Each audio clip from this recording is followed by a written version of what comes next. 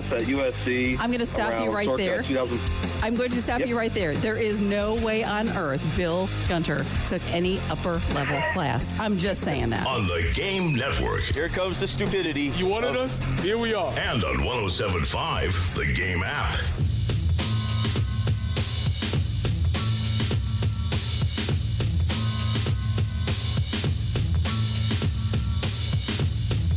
Six a.m. on a Tuesday morning, March the 4th, as we get you up and get you going. The month of March is here. Feels like just the other day we were all sitting here wondering what in the world happened in the Capital One Cheez-It Bowl. Why Shane Beamer and Brett Bielema couldn't get along. But here we are now, the final week of the regular season for South Carolina men's basketball. The women's basketball will be off until Friday when they get their SEC tournament appearance ready to go, looking to win another SEC tournament crown. And we got plenty to get to in between now and then, Preston Thorne. Welcome in for about an hour today. In for a good time, not a long time today. In honor of Mardi Gras, which is today, the big celebration. Okay. We are in here for Mardi Gras, so we're in here for a good time, not a long time. We're going to be rapid fire, a lot of takes to get off. I'm ready to go. Well, we got plenty for you. Maybe we'll get another slight edition of Thorns, Buds, and Roses. What's weighing on Preston Thorne? What's eating him? We'll talk a little more baseball as Paul Maneri joining Jay Phillips and Elijah Campbell yesterday on the post-game show. And Preston, I don't know how much you had a chance to listen, but I'll start with hot takes on baseball from you. Mm-hmm. We talked about it for an hour yesterday, but the more you had a chance to kind of rattle it around in the brain and get 24 hours removed from Sunday night's game and the end of the sweep, a game in which South Carolina was there again in the 8th inning, and they give up 7 runs in the 8th and the 9th. Yeah, if I didn't watch the series, I would have seen the score from Sunday night's game and been extremely disappointed. As I watched that game on Sunday night, it was disappointing, obviously, because you never want to lose to those dudes up there. But as I said yesterday, I was weirdly encouraged for some of the same reasons that you said, because Clemson, the good news and the bad news, the good news is that Clemson is a very good baseball team. Right. And they will probably play pretty deep into the postseason. That's the good news. The bad news is they're better than us right now. That's the bad news. But the good news on top of that, if we're going to do a compliment sandwich, you want to do a good news sandwich? Okay. Well, the good news sandwich is we played competitively, and I'm not giving moral victories here, but we played competitively and had active opportunities to win games against very good teams. And so we will play good or better teams, and I feel like we can compete with them. Yeah, the show evolved into are you a positive-minded person yesterday or negative-minded? Because as we looked over the totality of the weekend from basketball standpoint, win both games and win a coin flip. Mm-hmm. Softball sweeps Duke and now is a top 10 team. Men's soccer thumped the Canadian team 5-0. I believe we won I believe it was women's tennis, knocked off number 6 Auburn. You had all these great things happen. There was so many things. I think Gamecock hockey, somebody weighed in and beat Clemson 8-4. Which one? I think it was the D3 hockey team. Still trying to decipher. I guess we're rolling along with 2 teams. But you had all this, and then you had that one negative. So what were you focused on? All the positives? Or they were like, nah, couldn't beat Clemson. I will say the negative was huge because it was a sweep. Yeah. I will say that. So if that was your mindset, you're not wrong. Okay. Because it was a sweep. Maybe if we just lost the series, then you might be able to shift the attention. But sweeps are tough to swallow regardless. So I will say I do understand how if somebody was to take that point of view, I wouldn't be mad at them. Okay. All right. So we'll get into that a little bit more. Let's listen to Paul Maneri from yesterday. As he joined Jay Phillips and Elijah Campbell. We'll also get you ready a little bit tonight. I don't know, Preston, this is weighing the realistic against trying to be positive. I don't know what the odds are of Saturday, South Carolina going up to Knoxville and beating Tennessee on senior day up there. Sakai Ziegler will be honored up there. They will have plenty of other guys. But going up there, but tonight, you get a chance to beat a Georgia team, much like you beat up an Arkansas team that was on the NCAA tournament bubble. and maybe send Georgia spiraling into a season tailspin at the end and maybe keep them out of the tournament. But there is a basketball game that I think you're still trying to individually, this is what I came to, individually build momentum for next year. Now, I will say that individual momentum, if you play well, it might not correlate with you playing at South Carolina next year. It's true. Yeah, every game's on tape. That's what they always say about the NFL, how you can't ever tank in the NFL because every single game is your resume. Your game film is your resume. So if you want to pitch it like that, like, hey, regardless of what we do, what you do is on tape, whether that's here, there, or there, and you're playing for either your paycheck or you're paying for personal pride, there are reasons to go out there and play.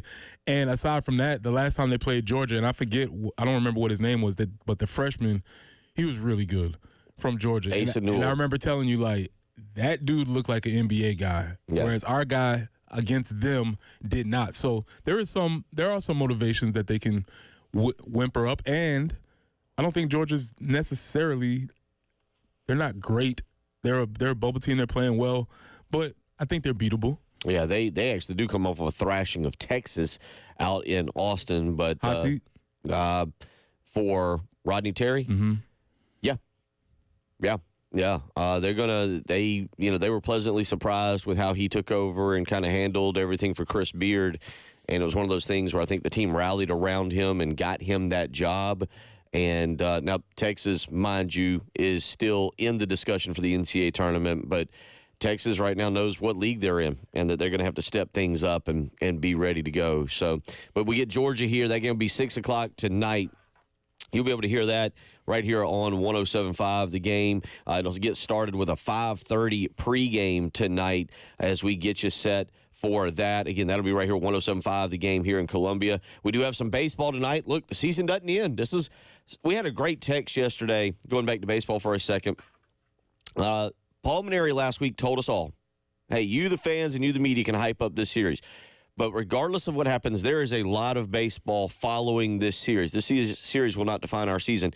And somebody hit us up yesterday on the text line and said, he's got a chance to show us that now. You talked about it last week. It didn't go as planned. Maybe you knew something about your team. Maybe you looked at Clemson and knew something about their team. Maybe you were just trying to be realistic. All right. You now get to show us, yes, there is a lot of baseball left to be played following that Clemson series, and we can render it as a low point of the season and say, well, that stunk, but look at the season we had. Or we can be like, yeah, you didn't have a good season and you got swept by Clemson. That's why I said yesterday, biggest game of the season. Maybe the biggest game of Paul Maneri's South Carolina coaching career to this point, because they just got swept. Not pretty. Last game, not good. However, he preaches about responding to adversity and long season and having a forward perspective. All right, cool. Here's another game. Granted, it's Davidson. Get back on track, thump them, and we're good. You drop this game, now folks can legitimately ask questions. So 6:15 tonight for that baseball game. Now, that'll be over on 98.5 WOMG. So we'll have the basketball game at 6 o'clock, 5:30 pregame, 6 o'clock on 107.5 The Game in Columbia. We'll have the baseball game, 6:15 pregame, 6:30 first pitch, and that'll be on 98.5 WOMG. So that's where you can hear that. I know we're limited on time, and there's other things you want to get to, but I will try and hit in the first segment here. We didn't get to it yesterday. Debo Samuel, senior, by the way, coming back east.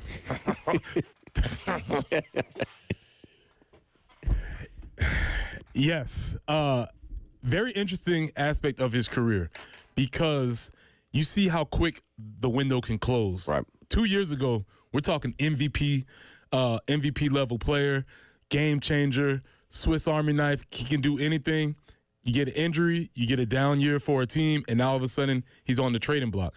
And it's a solid trade, but there's a couple things. He has to stay healthy, which is a big question mark for him. He has to get in shape, which the internet has definitely taken a hold of him getting in shape, and he responded to yesterday, which was an interesting going back and forth. And we'll see where this goes. And I just think it just happens so quickly in the NFL. But we'll see. He was on a team that had an open window. Now he's going back to another team that has an open window for a championship. So we'll see how Debo responds to it. It is. Also Thorns. You don't get to name yourself senior. you don't. That's not how it works. That's not how this goes. Okay. Do you know how old he is? My son and I were having this conversation yesterday. 26? No. Older? Yes. No. Really? Yes, you're actually, in terms of what you would think, you're not close. Okay. He's 29. Yeah, that's not what I would have thought. He's 29, and I say that because this was a conversation we had yesterday. You hope that he's able to work this out, and this is basically his last stop, because as you just said, Debo's game is built on some things that can go on you Absolutely. in a heartbeat. Mm-hmm. And yeah, this weight thing is kind of interesting and all right, whatever, but you hope that probably he's got 2 or 3 years left, and this would be a great landing place. Yeah, you're kind of doing it 2, 3 is about, I mean, his game is not built. I didn't have him at 29. So that's a little bit shocking to me. And then again, once you go into all the things, you got to remember, he played in Spurrier's final season at South Carolina.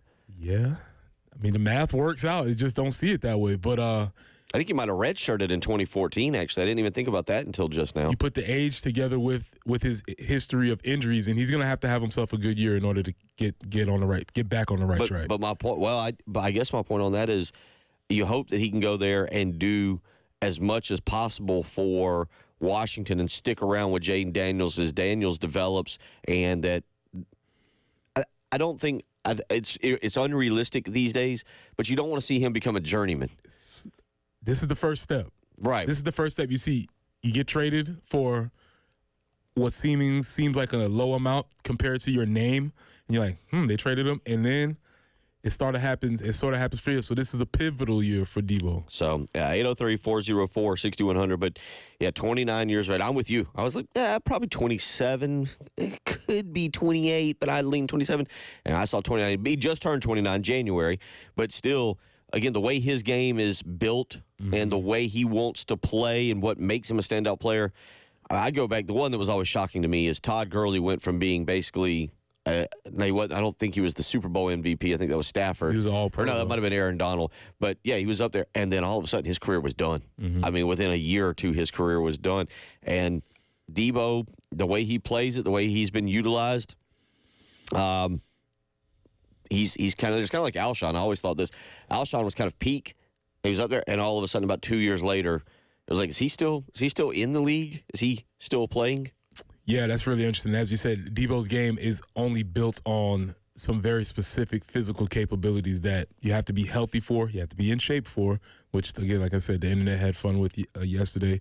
But, yeah, this is gonna be interesting. And that's, if you go back, Alshon's career spanned roughly 9 years, but he kept it to 2 teams, Chicago and Philly. And that, to me, nothing against being a journeyman, but that keeps you kind of respectable. So we'll get into some baseball thoughts, let you listen to a little bit of Paul Mainieri here as we get you up and get you going. A Tuesday morning here in Columbia. If you're listening out there in Florence, Myrtle Beach, or you're listening on the 107.5 The Game app, anywhere out there, we appreciate you joining us. Preston Thorne with us for about an hour. J.C. Sherbert set to join us from 7 to 8 o'clock, and then Jen and I will carry you home in the 8 to 9 o'clock hour. So a lot to do this morning. I hope you're up and at 'em. You're listening to Preston Thorne, Bill Gunner, Jen Jensen. It's the early game.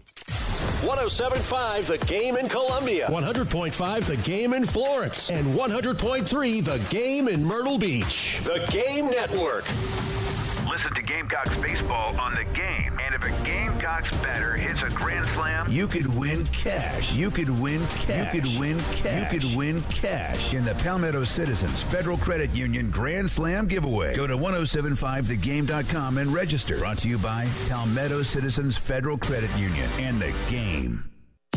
107.5 The Game, broadcasting live from the Herndon Chevy Studios. You can save up to $20,000 on new Silverados. Stop by or shop online today and see how Herndon Chevy makes you smile. Together, let's drive.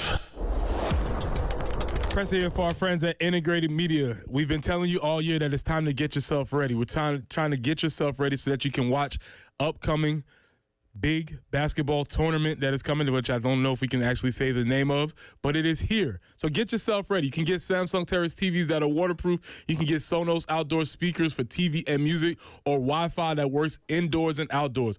Or you can control all your devices from just one remote. You can have multiple screens going, a lot of games that are happening. You need to call the folks at Integrated Media. So from home theater setup to adjusting your thermostat or monitoring your security systems from your cell phone, Integrated Media is the company that you need to call. So call Nathan and Michael at 803-948-8327. That's 803-948-8327. Or you can reach them online at integratedmediainc.com. That's online at integratedmediainc.com.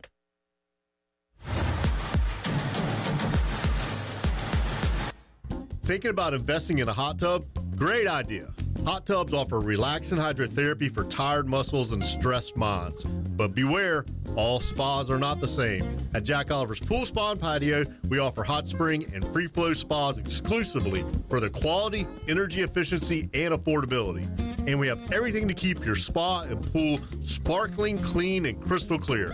Come see it all at Jack Oliver's Pool Spa and Patio, Forest Drive, and jackoliverpools.com. Join us Sunday, March 16th for a spectacular evening at the Ice House Amphitheatre with Rattle and Hum, the ultimate U2 tribute band, presented by O'Hara's Public House. Experience an electrifying performance that captures the essence of U2's iconic sound and energy. With over 14 years of playing together, watch the musicians of Rattle and Hum bring U2's greatest hits to life. Gates open at 3 p.m. and the music kicks off at 4 o'clock. Secure your tickets online at icehouseamphitheatre.com and prepare for an unforgettable show. ZipRecruiter is the place. ZipRecruiter is the place for talented teachers, savvy software developers, and master mixologists. ZipRecruiter is the place where you meet all these people and more. That's because ZipRecruiter is the place for job seekers who are looking for new opportunities. In fact, ZipRecruiter helps 10 million people with their job search every day, so you can find the right candidates right away. It's no wonder that ZipRecruiter is the place for skilled skydiving instructors, accomplished airbrush artists, and proficient pediatricians. But if you're not using ZipRecruiter to hire, you're missing out. ZipRecruiter is the place that's so confident it can make your hiring easier that it lets you try it for free at ZipRecruiter.com/radio. So if you want the right candidates for all your roles, ZipRecruiter is the place to go. Try it for free at ZipRecruiter.com/radio. That's ZipRecruiter.com/radio.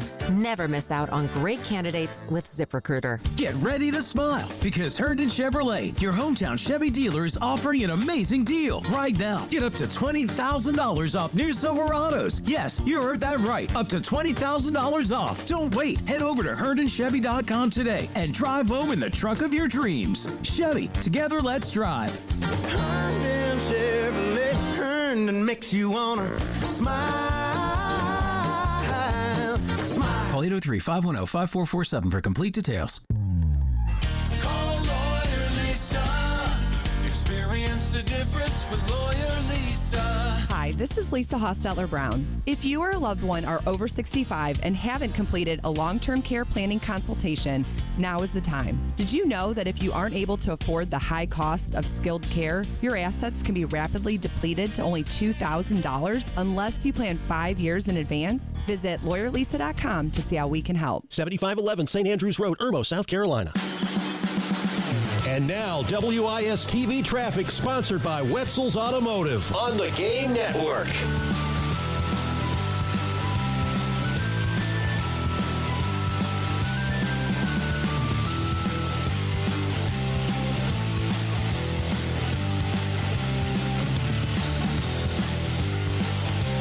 Taking a peek out there on the highways this morning, we aren't seeing any accidents right now.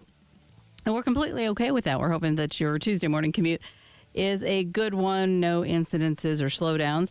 As far as your forecast goes, we are looking for a high today of 71.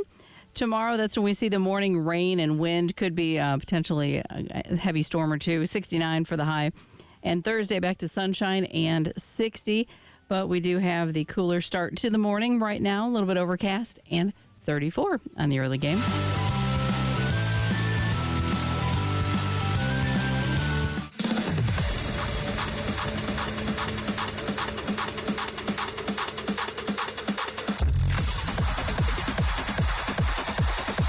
Early Game with Bill Gunter, former Gamecock Preston Thorne, and Jen Jensen on the Game Network and on 107.5, the Game app.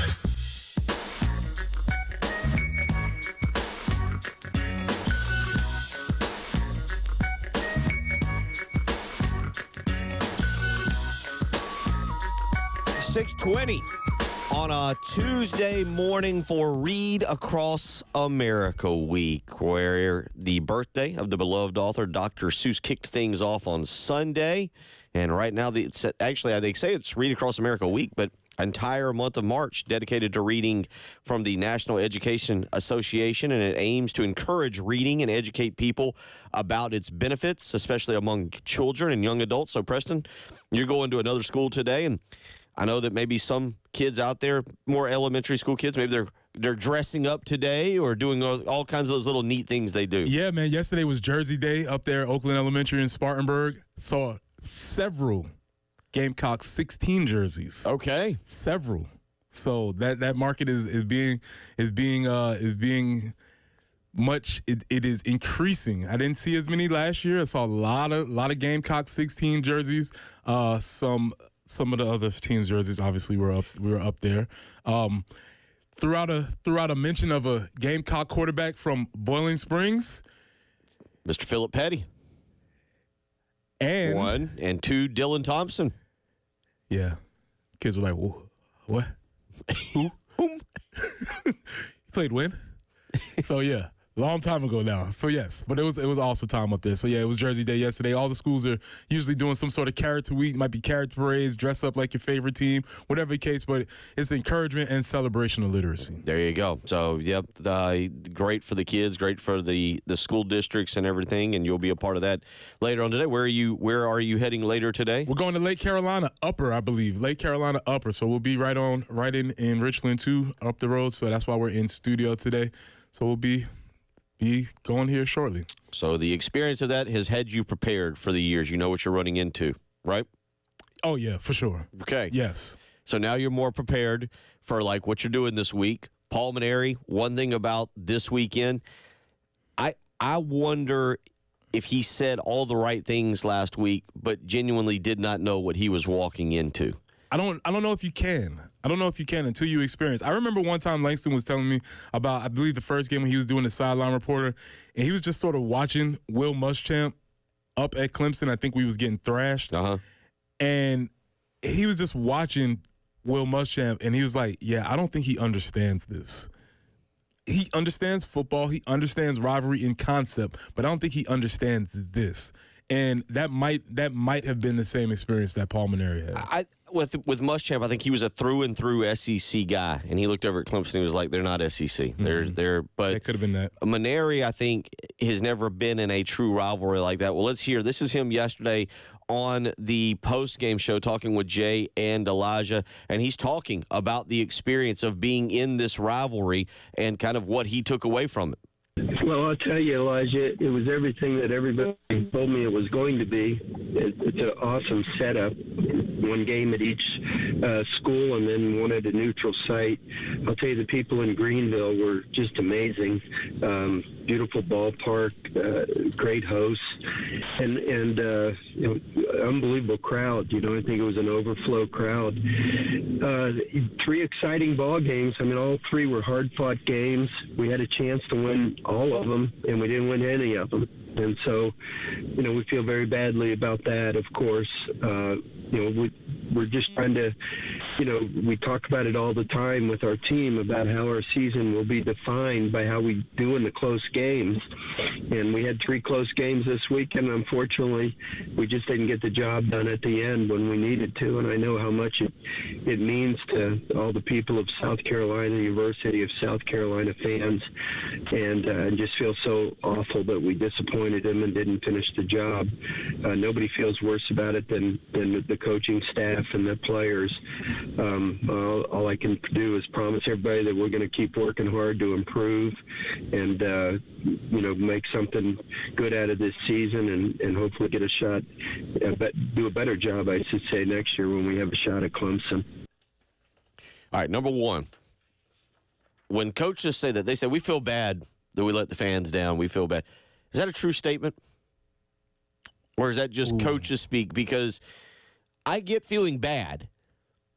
Nolan Nawrocki and Nathan Hall, they played for Clemson. They played for Clemson. That was their buddies. They probably really wanted that, maybe a little bit more than some other guys. I'm not saying that other guys didn't want it, but you get the point. There was a connection there.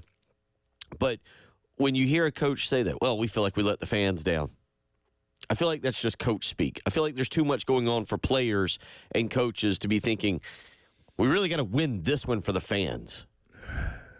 This is interesting. I think what he is saying is that he feels bad because he knows how important it was to them. It not that important to me. I obviously don't want to get swept, but I think what he's trying to express is that, yes, I know it was important to you, but I understand what you're saying, how you're saying, yeah, a lot of times that might be a little bit. Just coach speak. I think, yeah, a lot of times the one you hear coaches say is like, I feel bad for my players. I let my players down because maybe you didn't feel like you could have pulled a string or do something. So maybe that's the case. But the coach, the fans, I think what he is saying is that I know how important it was to the fan base and we didn't get it done. The thing that'll be interesting, I mentioned this, I think you had left yesterday, is bookmark what you remember about Paul Mainieri saying last week leading up to the game.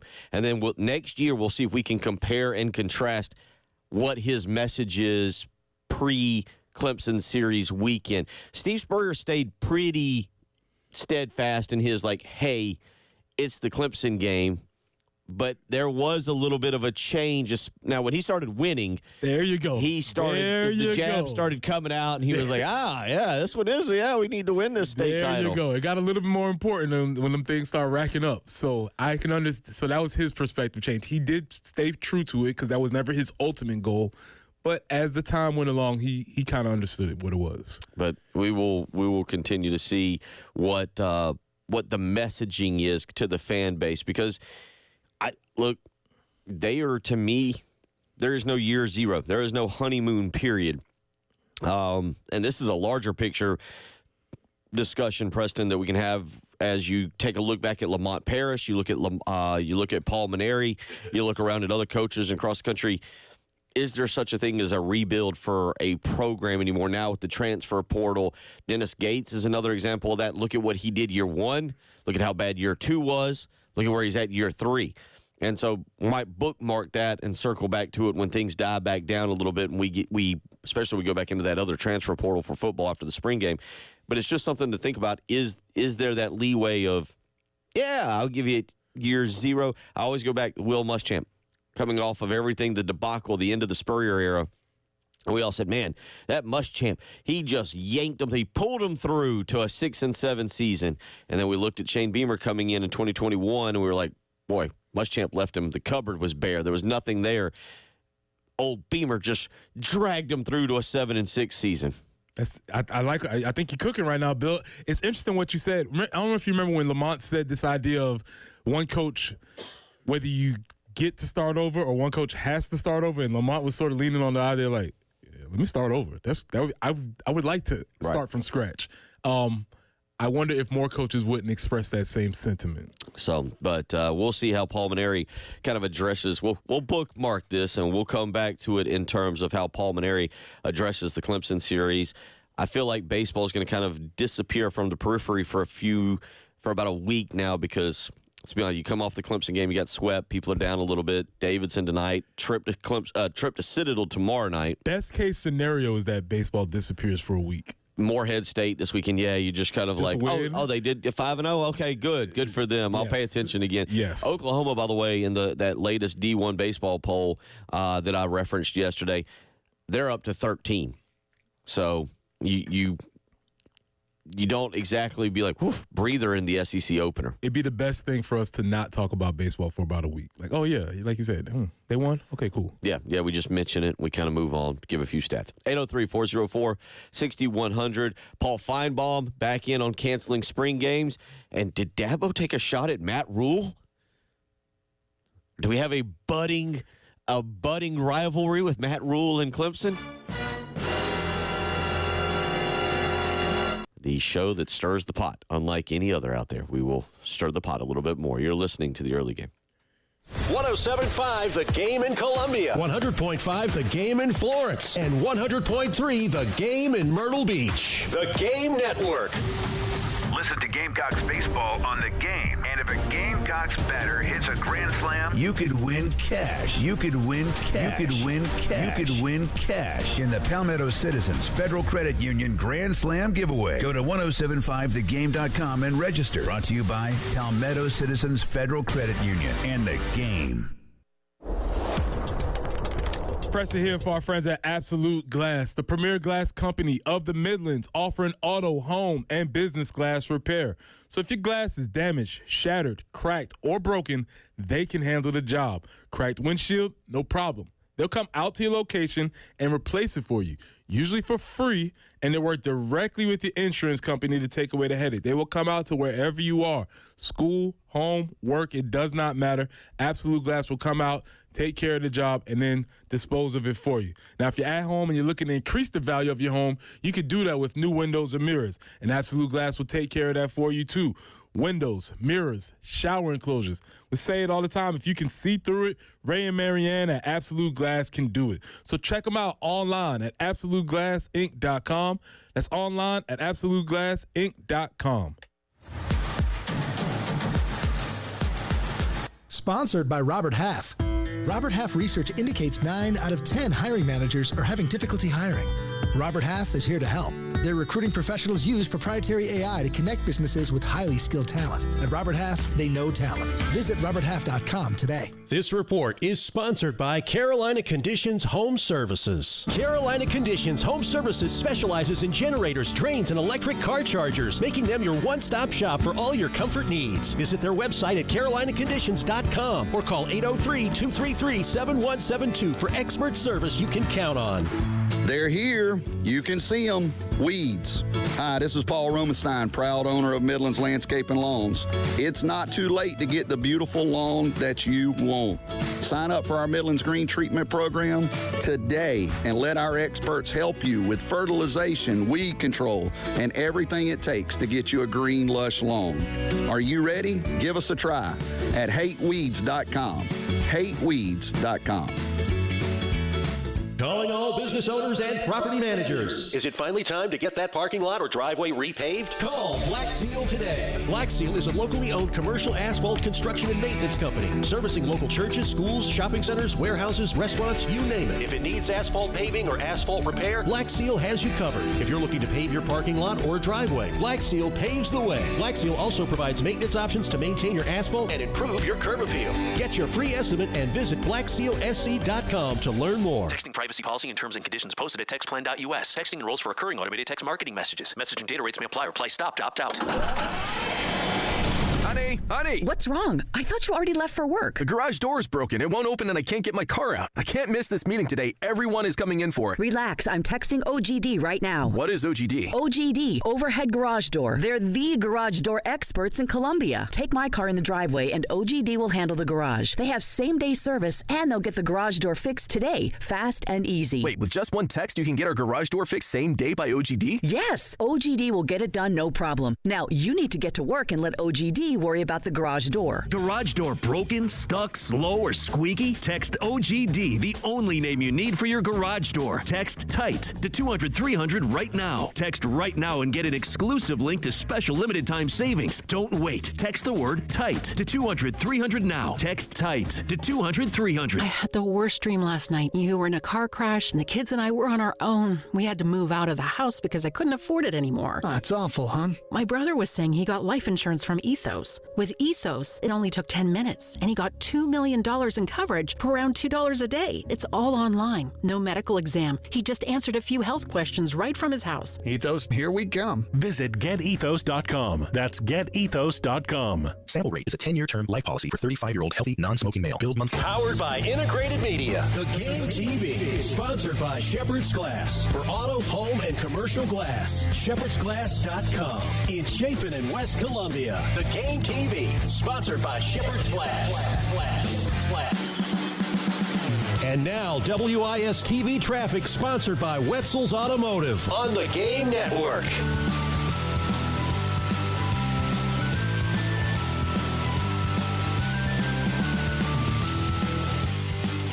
In Gaston, we do have a report of an accident, Mack Street near Highway 321.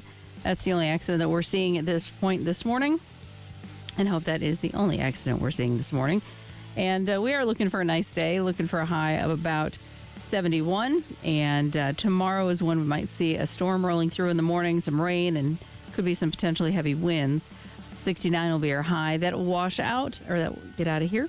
And then on Thursday, we're looking for sunny skies, a high of 60, 67 on Friday. But right now, we are sitting at 34 on 107.5 The Game.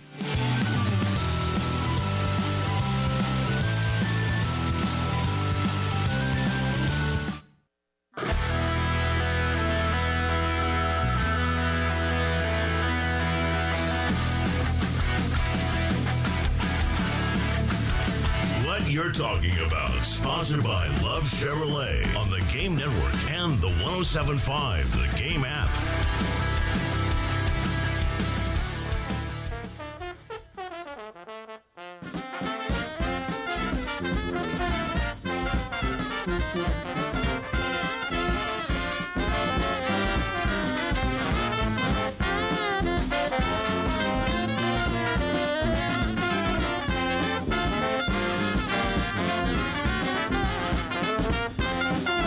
Across America Week, and today is Mardi Gras. Big time day. Now, you spent time in New Orleans. I did. Here's why I think that's important to recognize, because I like a good party. I like a good celebration. Jen, I don't know if you've ever really spent time in New Orleans. I really am unfamiliar with when Mardi Gras is. I just know it's in the spring. Sadly, I know a little bit more about, I think there was a James Bond movie that it was featured in, like the old James, like the Roger Moore James Bond.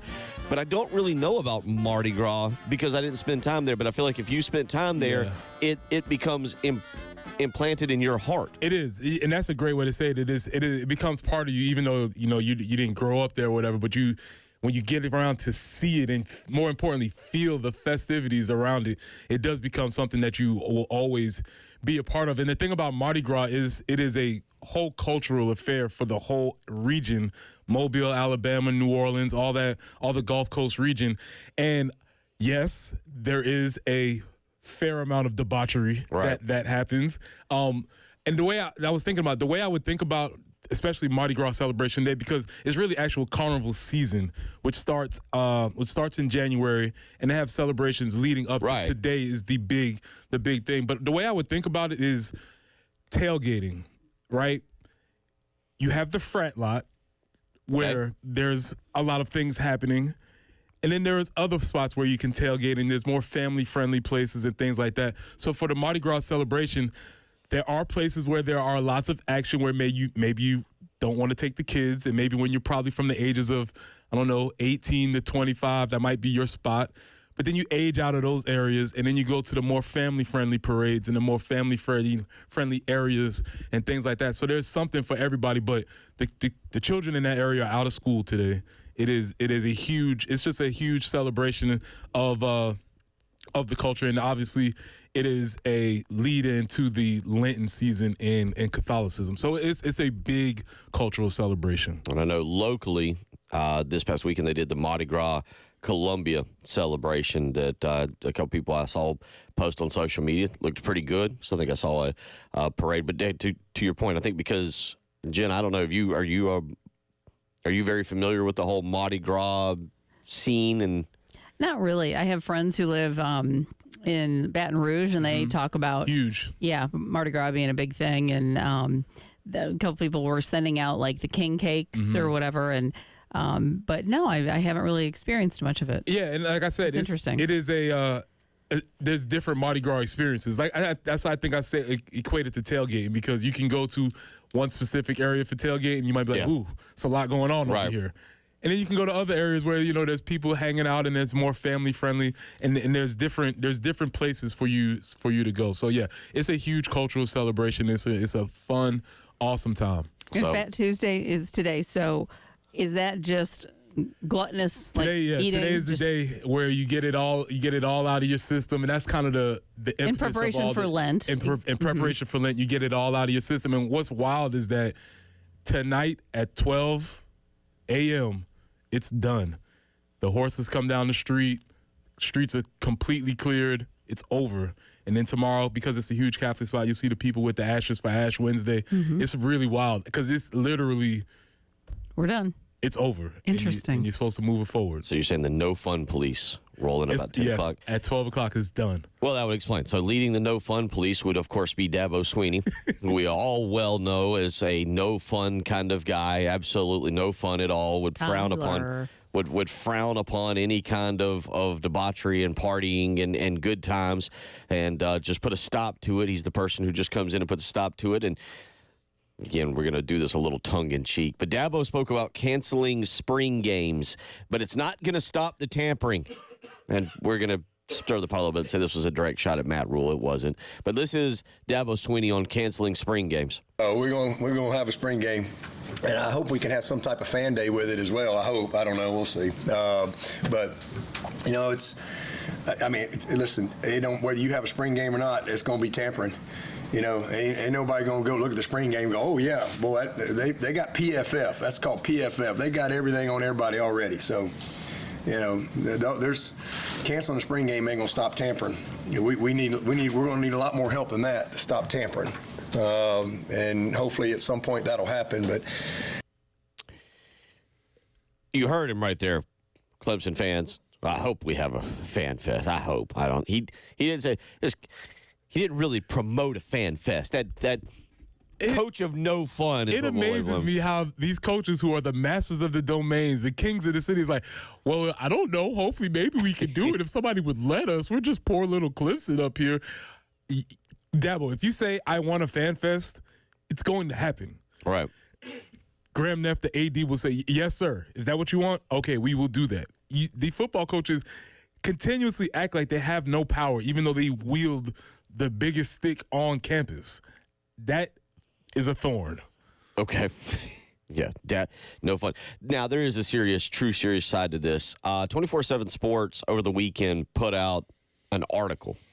And this article should never be written because it follows up on what Dabo is talking about in terms of tampering. And basically, it's regarding the most desirable players. And Lenore Sellers made the list.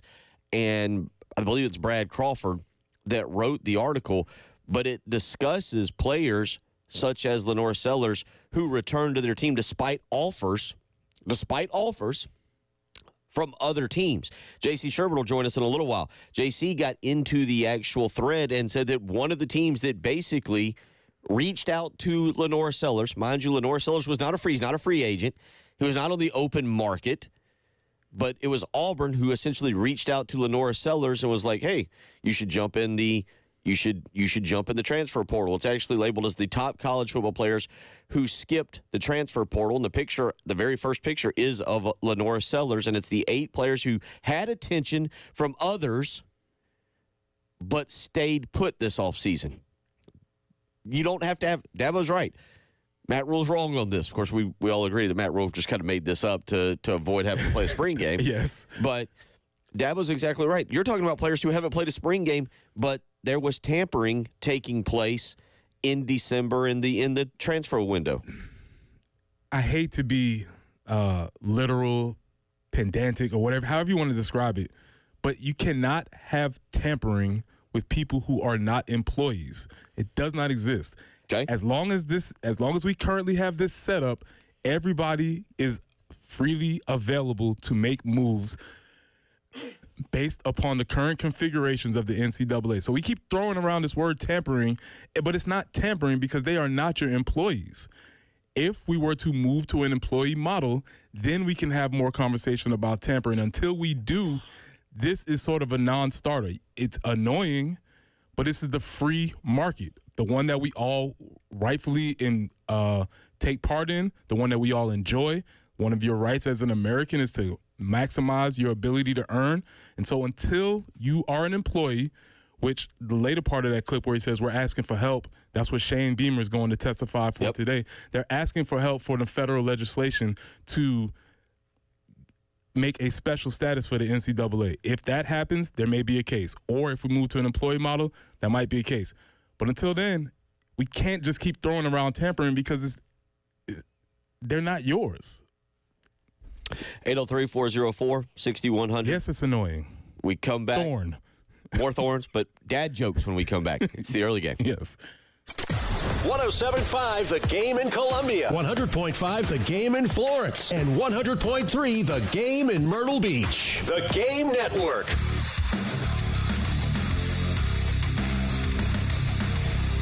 Everybody loves streaming till you have to pay for it. Just download the 107.5 The Game app and stream us for free. This is Boomer Esiason with the Sportsman Edge. Deebo Samuel got his wish to be traded, and no one could be happier than Washington quarterback Jaden Daniels, Commanders All-Pro wideout Terry McLaurin, who will be even more scary, and offensive coordinator Cliff Kingsbury. Meantime, 49ers quarterback Brock Purdy is losing one of his most dangerous weapons, although there's going to be more money available now for Purdy's new deal. I'm Boomer Esiason.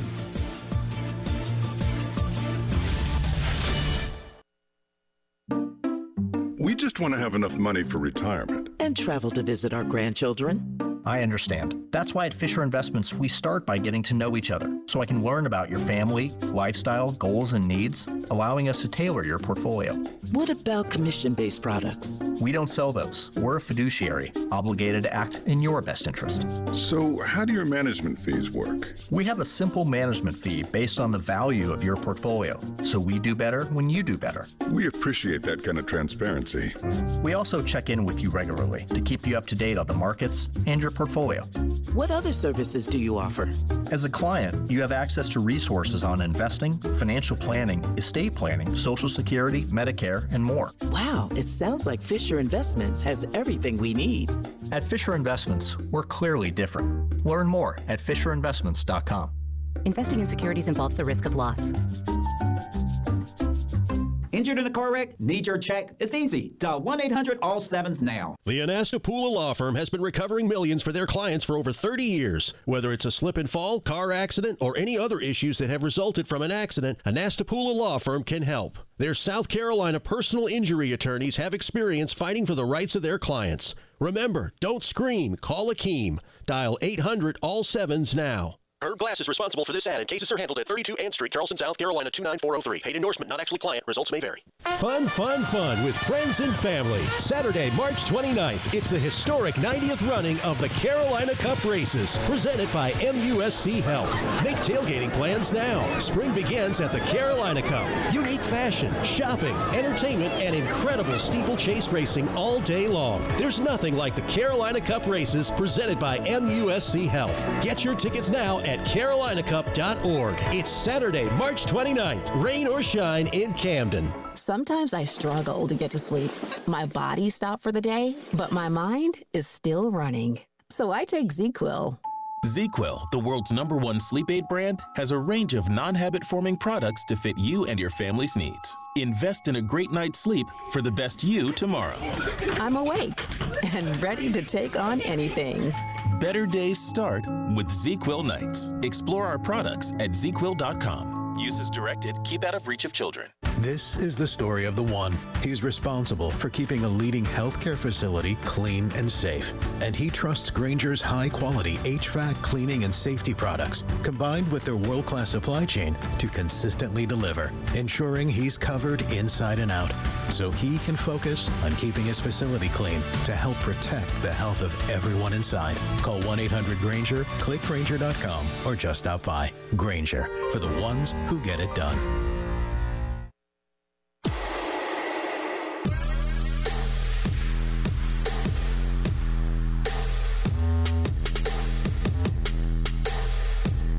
The Early Game with Bill Gunter, former Gamecock Preston Thorne, and Jen Jensen on the Game Network and on 107.5, the Game app.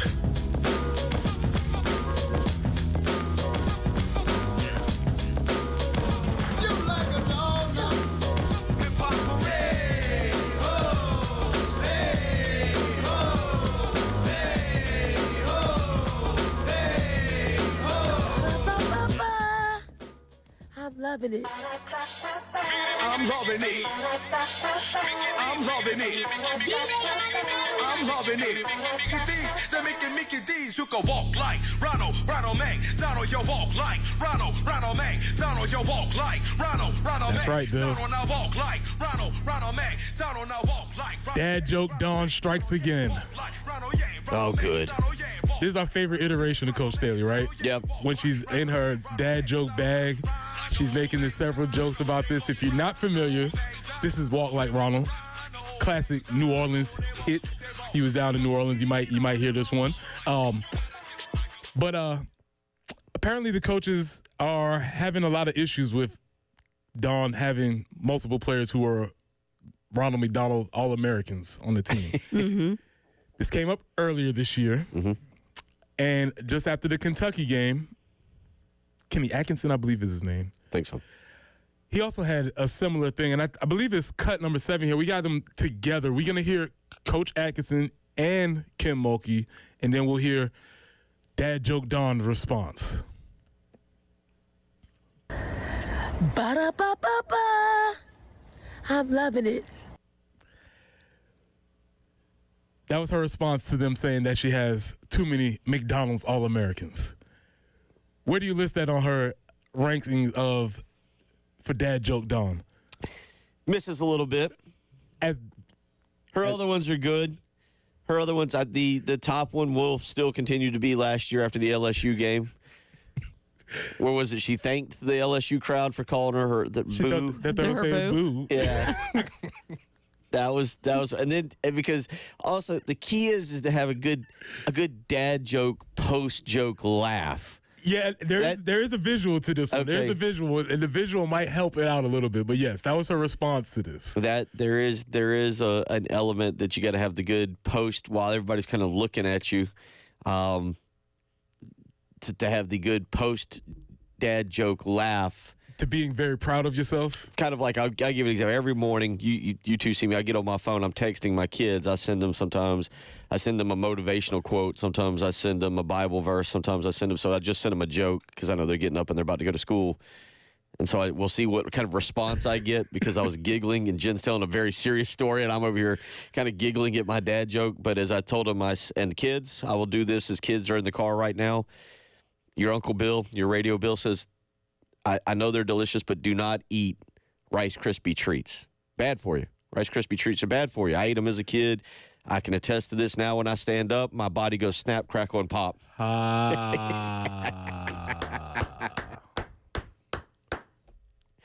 See, that's the key. You got to have the good post joke laugh. No, see, that makes it all. You got to be more proud of yourself than you are of the joke, right? Just like I went through, I stood through the awkwardness and I got through it. But yeah, it's so interesting because if you remember, Kim Mulkey did this earlier. She was like, I don't know how we beat them with all these All-Americans. Yeah. It's like, Kim, you have an opportunity to recruit these women also. Shane, who may have been foreseeing the future a couple years ago when he was saying, Georgia has all these 5-star dudes now. Now they're all running around for the Philadelphia Eagles. Yeah. So maybe he might have had a point. But it's just interesting that I don't know whether it becomes a crutch for the coaches or is it just a fact that they're saying? Both. I mean, you're pointing out a fact. You're pointing out what is legitimately true, and you're also pointing out, hey, they got a lot of talent over there. It's not like we lost to, somebody else, some random team. We didn't lose to a bad team, but it's, yeah, I mean, you're essentially making an excuse. Look, as you just said, there's no rule where when they go to the McDonald's All-American game, they sit them in a room and be like, hey, we're only allowing you to choose between 3 schools.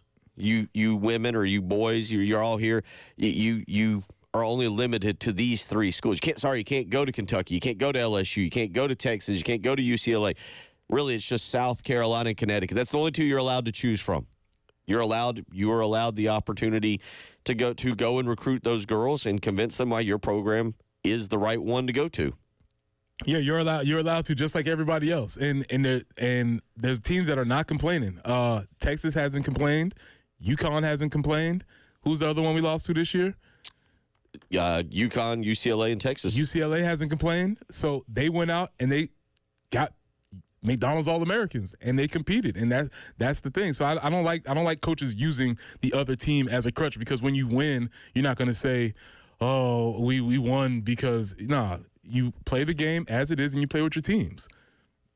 803-404. One more time, can we get Dawn to telling all those coaches? And also because I believe another 5-star birdie just landed in the nest.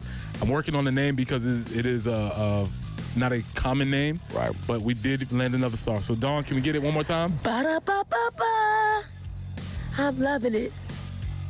You do hear her starting to go into her giggle at the very end. Read Across America week. Read Across America. Go take your jokes elsewhere, sir. We'll see how many dad jokes we can get off with this one. Appreciate y'all. We'll see y'all tomorrow. Preston will be back in 6 to 7 tomorrow. We will be here. JC Sherbert due up next. It's the early game.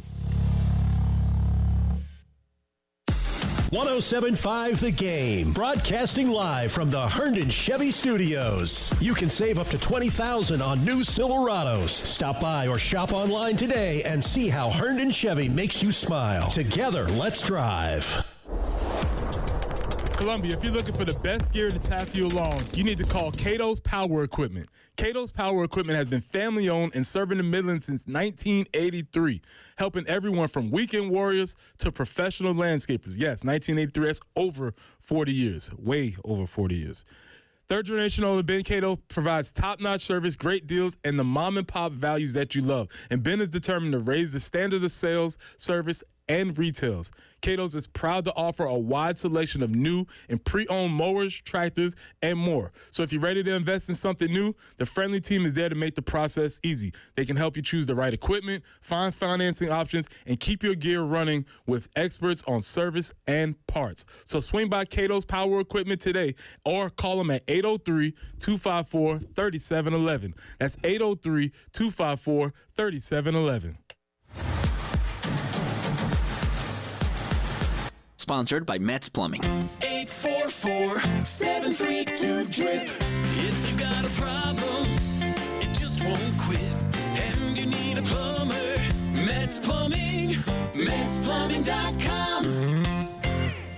Offers not in conjunction plus tax and title. Call 888-214-1167 for details. It's the grand opening of our brand new JT's Kia on Greystone Boulevard. And we're giving away $10,000 in cash. Just come in and register at either JT's Kia location. JT makes it easy. No payments for 6 months. Get up to 20% more for your trade and you could win $10,000. Our grand opening celebration is going on now at JT's Kia. Killian Road at I-77 or the all-new JT's Kia Greystone. Learning to drive, getting married, the birth of your children. These are the life-changing events you remember your whole life. I'm Jason Reynolds. A serious injury changes your life too, in a very different way. I'm Stephen Samuels. At the Samuels Reynolds Law Firm, we get you. We can't erase the injury or change the past, but we can get you through the pain and anxiety and help you on to a brighter future. We get South Carolina because we're true South Carolina. Samuels Reynolds. True injuries, true lawyers. 803-779-4000.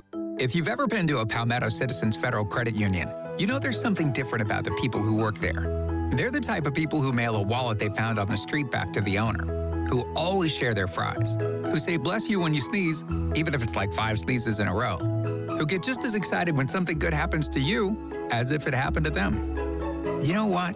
Maybe you should just stop by sometime and see for yourself. Palmetto Citizens. Feel the love. Federally insured by NCUA.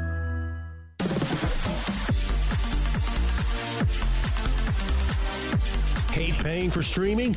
Well, the 107.5 The Game app is free. Yes, free. Just download the 107.5 The Game app. And now, WIS TV traffic sponsored by Wetzel's Automotive on the Game Network.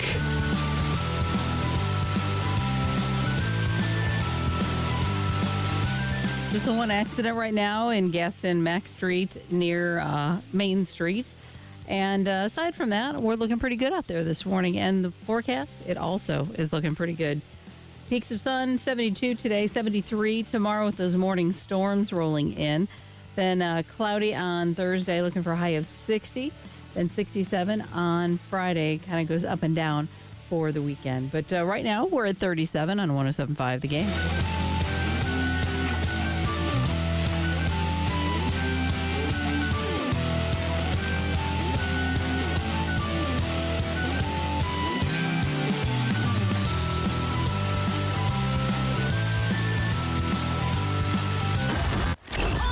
Your home for the Gamecocks. 107.5 The Game. WNKT. Cumulus Media Station. The Early Game with Bill Gunter. I love this photo. Former Gamecock Preston Thorne. My eyes look phenomenal. And Jen Jensen. The blue in my eye stands out so well. The day of the photos, I believe the quote was, "I love how it makes my eyes pop." My eyes, yeah. It does. On the Game Network. I love me some me. And on 107.5, the Game app. Popping on the Early Game, J.C. Sherbert from the Big Spur. Oh my, they're gonna count the bucket! Right now on the Game Network and 107.5, the Game app.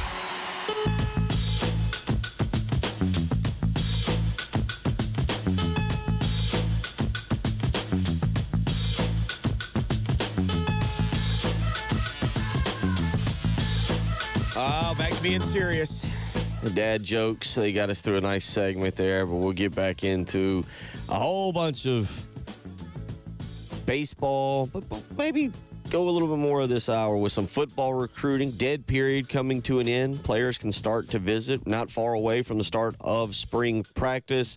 Shane Beamer set to testify up on Congressional Hill today, and that should be kind of entertaining. We'll talk a little bit about that as we are joined now on a Tuesday morning by J.C. Sherbert of thebigspur.com. And J.C., good to have you in. Know it's been a hectic couple of weeks for you, a lot going on, but glad to hear your voice this morning and hope up there in the Chicago area all is well.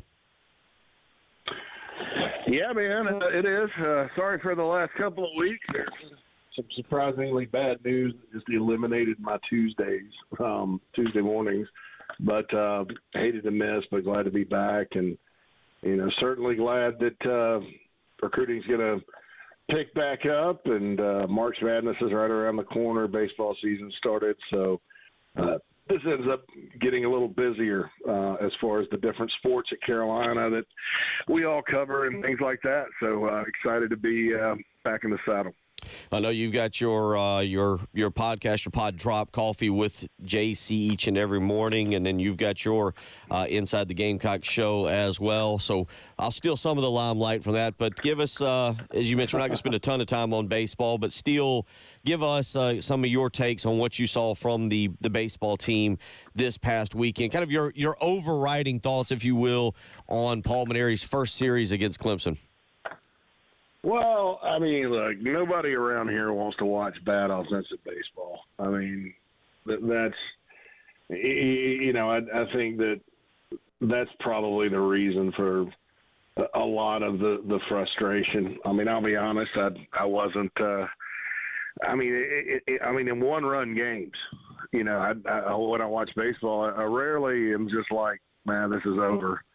And it just seemed that way. I mean, it was 1-0 on Sunday, and this guy threw kept throwing the same pitch in there, and they couldn't hit it. I was like, well, I've seen this before. Not that it can't get better. Baseball's a long season, and we know that the minute we start shoveling dirt on a team, they turn it around, or the minute that we anoint a team, they end up going in a slump. I mean, that's just a sport. It's not an undefeated sport. And, you can look at the Florida Gators last year and say, oh, look at what they did after they barely made the tournament. I mean, it's just Ole Miss a couple of years ago. I mean, there's always hope in baseball, but it's very frustrating. And it's not. I don't really like. That was not a referendum on the Paul Maneri era. I mean, that's his first Clemson series. It's unacceptable to get swept by them in baseball, as we all know. But I think he knows that, and he's been. It's not like this is his first rodeo. So all the hot takery out there about the coaches, I mean, that's common when something like that happens, and I don't blame anybody for being frustrated, but, I don't think it's time to start, acting like this was a bad hire or anything like that. But certainly when you go through a weekend like that against your rival, when they're just, as John Whittle said the other day, they just didn't look competitive at times, even though the scoreboard was close. It was, you just kind of got that feeling. So that was disappointing. But, there's 5 games this week, and then it starts up. The conference play starts up the following week, and there's time to straighten some things out, tweak the lineup. I thought that the injuries on Sunday were unfortunate, but I don't know with how things are going that that would have made a huge difference. So it's just never fun to lose like that in a rivalry series, and certainly the expectations were higher, I think, both internally and externally. Some really good pitching performances really were wasted, and that's disappointing too, but we'll see how things go moving forward. Because I've seen this a couple people talking about the difference in the Clemson roster and the South Carolina roster, and the Eric Bakich being there for a few years at Clemson. But speak to what you know about the NIL game in the baseball space, if you will. Like, we've talked, obviously, because of what we've seen, JC, occur with basketball this year. There's been a bunch of NIL discussion. Was there enough money? And I know we've both said that the coaching staff for basketball was pleased with what they thought. They thought they had enough going into the recruiting. But just where do you see NIL fitting in with baseball? Because it feels like, and we're going to talk about this with what Shane Beamer's doing today and recruiting coming up. What you kind of know, how does NIL fit into baseball really right now? I think baseball is going to be interesting because a lot of teams around the league are spending, not a lot of teams. Some teams around the SEC are spending too much. I mean, on the sport, and you're not going to be able to do that with revenue share.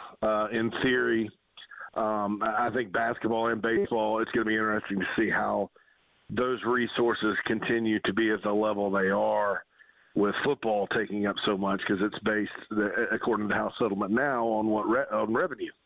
You produce revenue, that's the more revenue share you get.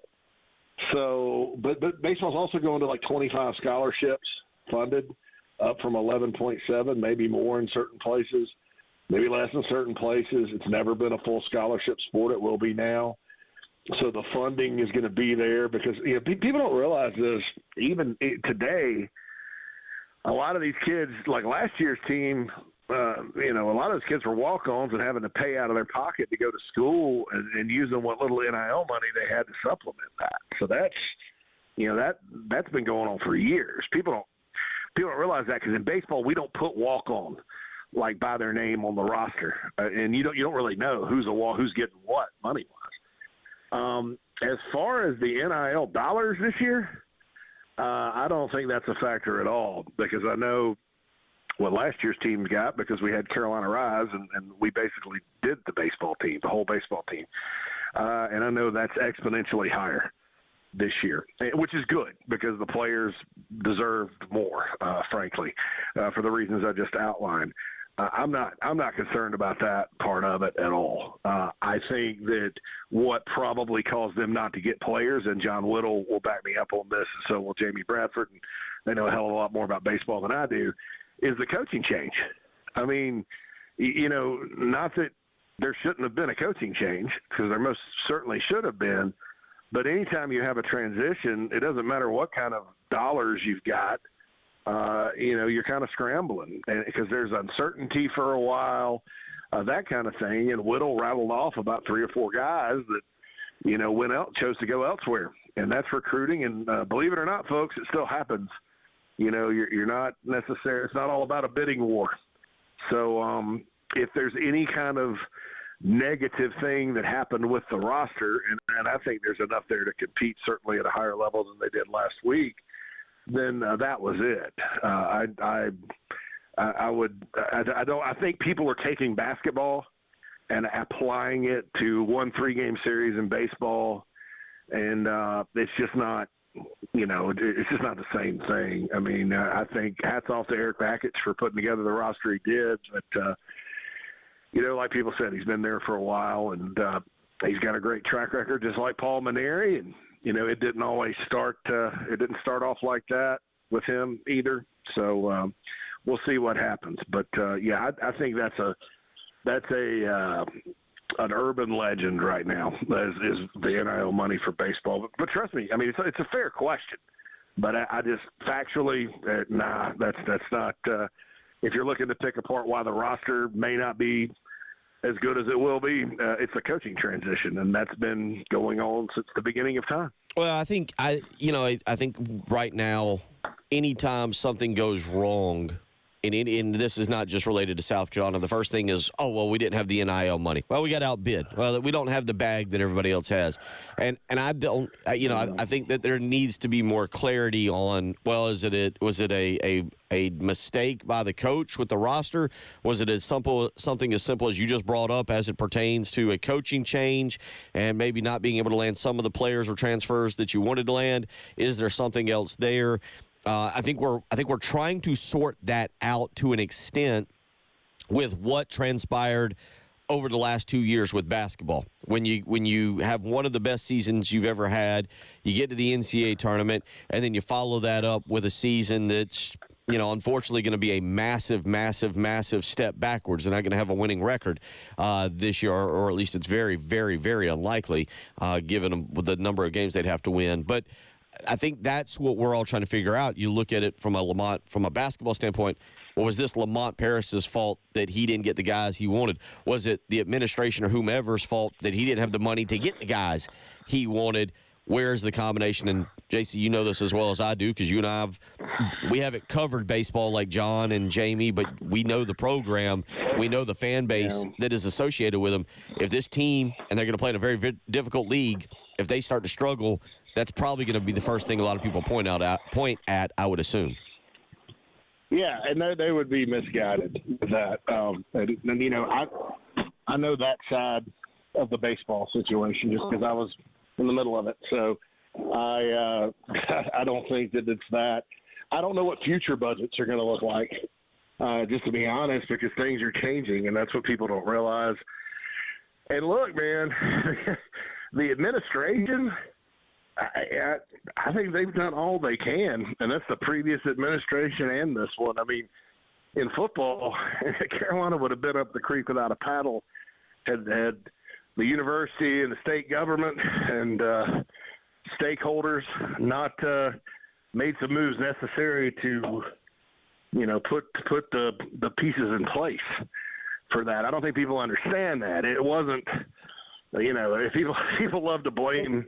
It's like Animal House. Let's go, or old school. Let's go streaking through the lawn and through the gymnasium and toilet paper the president's house. It's not like that. They actually did a really good job. But I think that as we move into this new era, we'll see sort of how those budgets look. I just know that this year was significantly better than last year, because I know what they spent last year and kind of know those numbers. And that's and Whittle even said it. It's the coaching transition cost them. Nobody else follows baseball recruiting like he does, so I'll defer to him on that.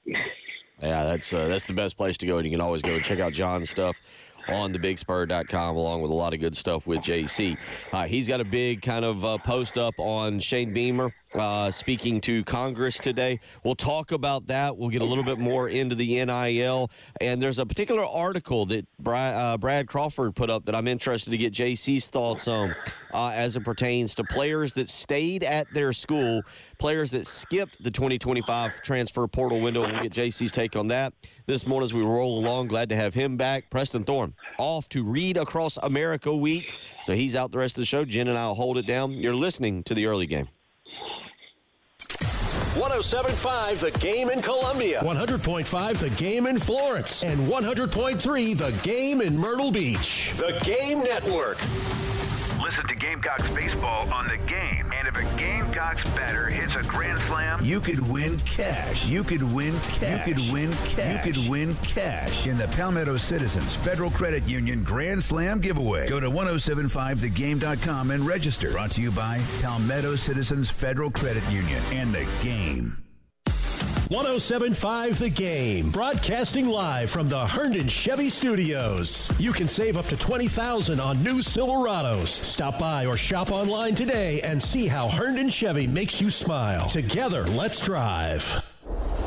Bill Gunner for Zerorez Carpet and Air Duct Cleaning. Spring cleaning is officially here. That's right. I don't know if it's an official thing or not, but you know how we name days. Well, I'm naming March as the official spring cleaning month. And with Zerorez Carpet and Air Duct Cleaning, you can get their patented ZR water technology that cleans without leaving behind sticky, soapy residue, no detergents. You can feel comfortable with the kids and the pets rolling around on the carpet. So right now is the month to take advantage of the spring sale. And when you do, call 803-262-4020 and mention me, Bill Gunner at 107.5 The Game, to get 3 rooms of carpet cleaned for just $119. Plus, you're going to get a free hallway. You heard that right. Call Zerorez 803-262-4020 or book with ease online. Mention me, Bill Gunner, 107.5 The Game, and you'll get 3 rooms of carpet clean for just $119 plus a free hallway. Zerorez, spell it backwards and forwards. It's the right way to clean. You've been talking about it for years. This year, do it. I'm Eddie Springer of Treycow Builders, talking about remodeling your kitchen, bedroom, bathroom, or whole house. At Treycow, we know the hardest part of remodeling is just getting started. But with us, it's easy. We'll guide you through the process, then deliver first-class work quickly, cleanly, and affordably. Call 360-8211, 360-8211, or visit trecalbuilders.com. Treycow Builders, quality from start to finish. Join us Sunday, March 16th for a spectacular evening at the Ice House Amphitheatre with Rattle and Hum, the ultimate U2 tribute band, presented by O'Hara's Public House. Experience an electrifying performance that captures the essence of U2's iconic sound and energy. With over 14 years of playing together, watch the musicians of Rattle and Hum bring U2's greatest hits to life. Gates open at 3 p.m. and the music kicks off at 4 o'clock. Secure your tickets online at icehouseamphitheatre.com and prepare for an unforgettable show. Fun, fun, fun with friends and family. Saturday, March 29th, it's the historic 90th running of the Carolina Cup races, presented by MUSC Health. Make tailgating plans now. Spring begins at the Carolina Cup. Unique fashion, shopping, entertainment, and incredible steeplechase racing all day long. There's nothing like the Carolina Cup races presented by MUSC Health. Get your tickets now at carolinacup.org. It's Saturday, March 29th, rain or shine in Camden. Honey, would you take a seat? I have a confession to make. What is it? What's wrong? Well, I was out driving today and I saw some hookers on the side of the road. A bunch of huge, professional, beautiful-looking hookers. So I did what I was supposed to do. I slowed down and I moved over. You slowed down for the hookers? Well, yeah, it's the law. There was a whole fleet of Schroeder's towing trucks assisting with an accident. Wait, what did you think I was talking about? Schroeder's Towing reminds you to slow down and move over for all first responders.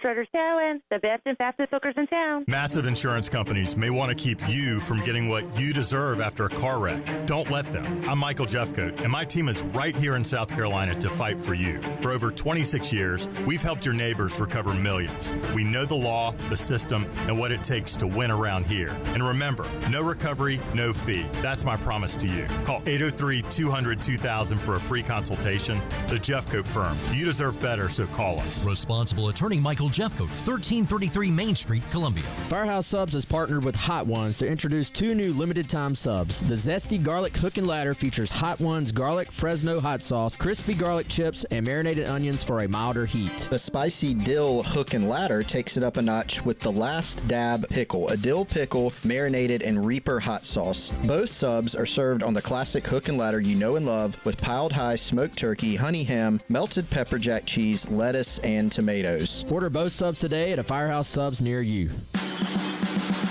And now, WIS-TV traffic sponsored by Wetzel's Automotive on the Game Network.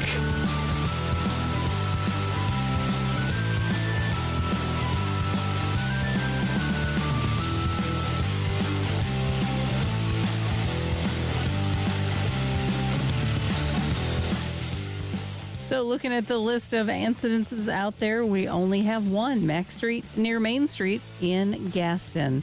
And that forecast looking pretty good, 72 today, 73 tomorrow with those morning storms rolling in and then back out. Thursday, a little bit cooler, 59 for the high, and then back up to 67 for Friday. So we'll welcome that. It's a little bit cooler this morning, 37 on the early game.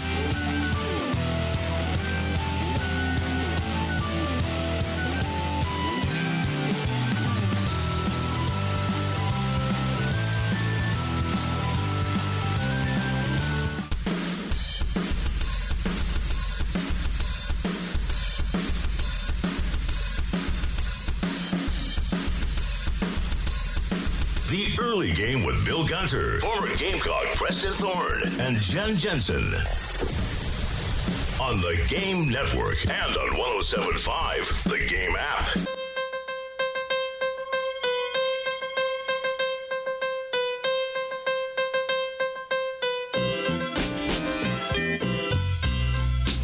7:19 on a Tuesday mornings. We get you up and get you going. We want to remind you, go over to 1075thegame.com and click on our contest tab and enter the Gamecock Traditions over-under contest. You pick the over-under of the week, and you could win a Gamecock Traditions gift card. I've been looking at their Twitter account, their website. They got a bunch of really great items for the spring that you can go and purchase. So a Gamecock Traditions gift card would be a pretty cool little item to have in your back pocket for that.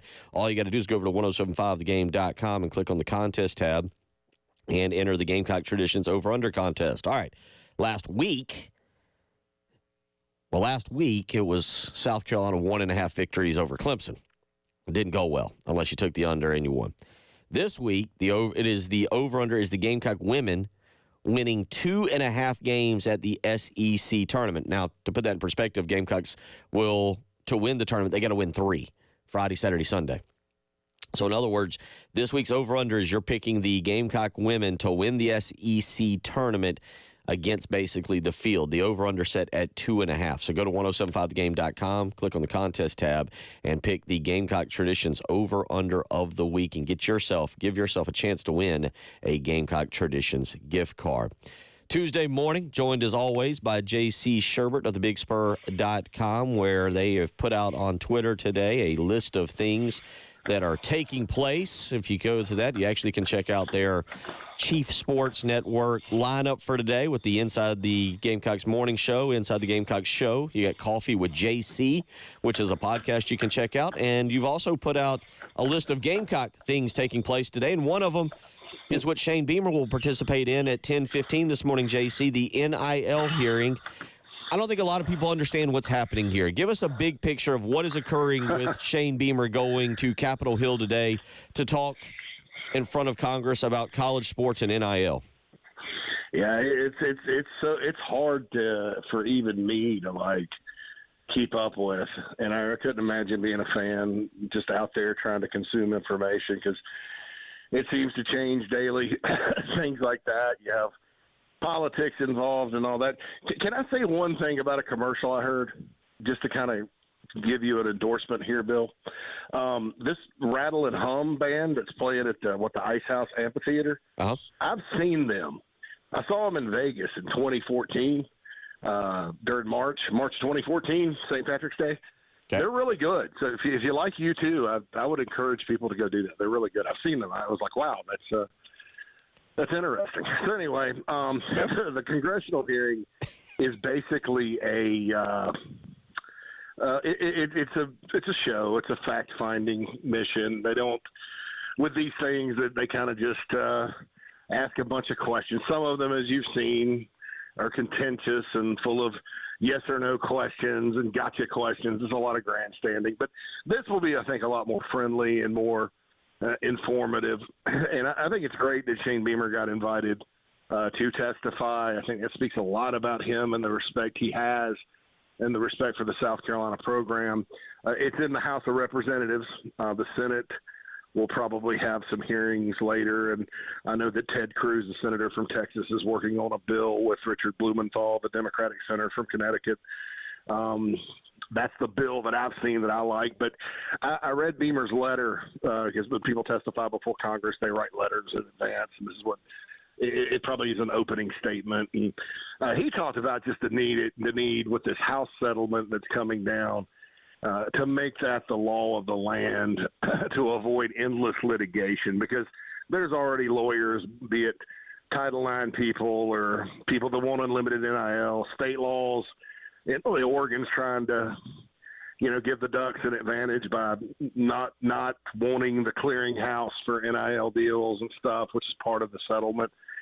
If you make that the law certainly that Congress passes can be challenged in court, but the chances of succeeding, I think, when the legislative branch of our government, which is the people that are supposed to make the laws in our country, they don't always do. When they pass something, it's a little bit harder. You have to get into the question of constitutionality and things like that to really challenge it. Whereas now, I don't know if there's a judge in America that's going to side with the college sports apparatus, on big picture items very often.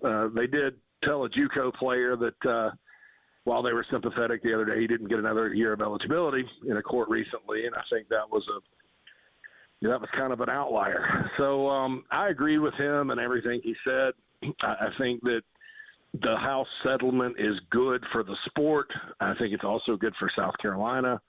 I think it's a lot of money that the players in revenue sports are going to be getting. So they're not shorting them, in my opinion. And I think that putting making sure that you don't have boosters writing big checks for whatever NIL deal is out there. If you want to tweet about a kid on his birthday and pay him $1 million, right now you can. There's no guidelines as far as that goes. And so, and it kind of closes some loopholes. And so I'm looking forward to seeing it. I think that just looking at it, I thought maybe for a while, there was a chance at least part of the House settlement would hold. I just don't know. When you're talking about doing things outside of the people that make the laws, it's always open for interpretation. And I think if they do pass something, which I think they can pass, I think this administration will sign it. I think that would be best for the sport, best for Carolina, best for all the way around. And he makes the point in his letter, Beamer does, Bill, that if you go to an employment model and you have collective bargaining and all that with revenue sports, it's going to kill Olympic sports at the various institutions because there's a lot of resources that go into that. And he wisely made the point in his letter that, hey, it's not just the NFL that gets a free minor league out of this whole thing. The United States Olympic Committee does, because in Olympic sports, a large number of your Olympians are trained at the college level. So I don't think the federal government wants that to go away, do they? So it'll be an interesting hearing, and I think it's quite an honor for Shane Beamer to testify in front of Congress, and looking forward to the hearing starts about 10:15 a.m. Eastern time, and I'm looking forward to checking it out and seeing what he has to say. We will continue to talk about that, but we'll get into some more football recruiting. The dead period is over. South Carolina's got some key visitors lined up for spring. I'm hesitant to say, but we all know NIL, that's always part of the conversation now. And you heard what JC just said there. Thank you for clarifying that, what's taking place today a little bit more. But we'll move into some recruiting, and I do want to get to this article by Brad Crawford and get your take on this. I know you had a response in the post on 24/7 Sports on the Big Spur about 8 players who had attention from others but stayed put this offseason. Lenore Sellers was mentioned in there, and we'll get your take on that, plus some recruiting news and notes as we roll along here on a Tuesday morning. JC Sherbert joining us from the BigSpur.com. You're listening to The Early Game. 107.5 The Game in Columbia. 100.5 The Game in Florence. And 100.3 The Game in Myrtle Beach. The Game Network. Powered by Integrated Media. The Game TV. Sponsored by Shepherd's Glass. A true reflection of quality. The Game TV.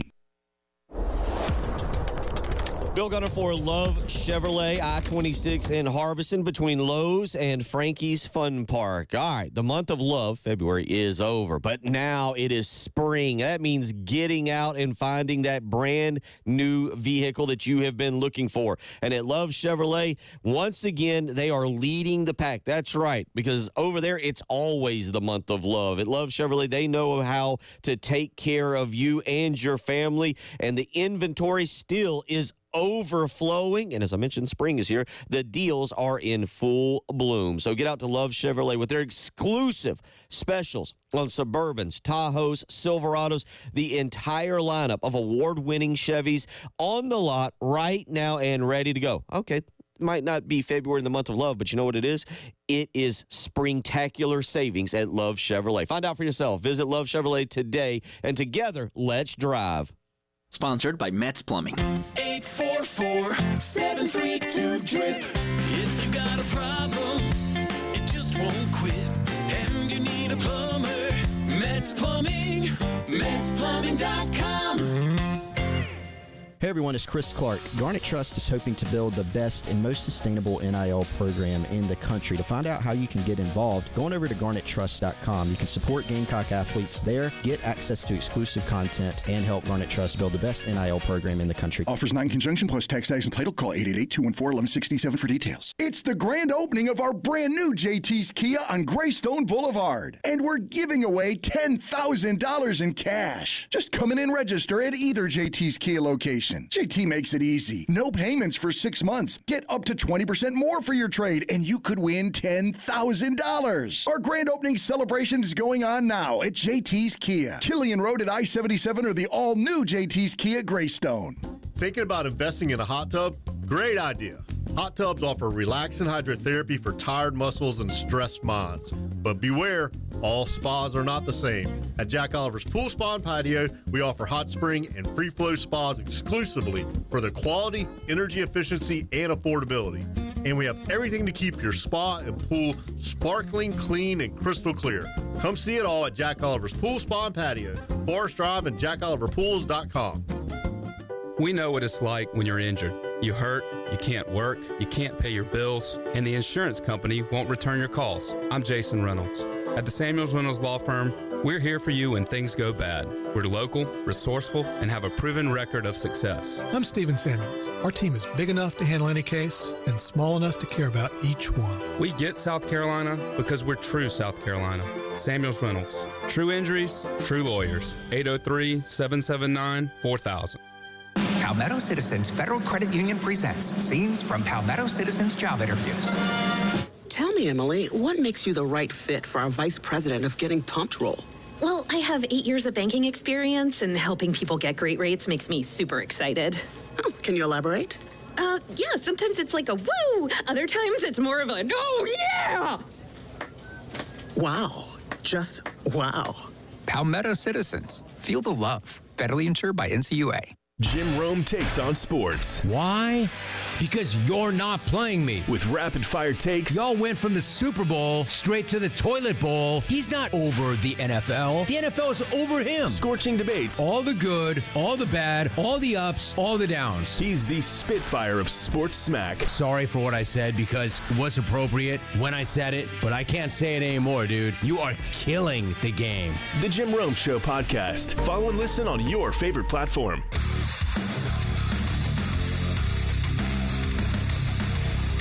Everybody loves streaming till you have to pay for it. Just download the 107.5 The Game app and stream us for free. And now, WIS TV traffic sponsored by Wetzel's Automotive on the Game Network.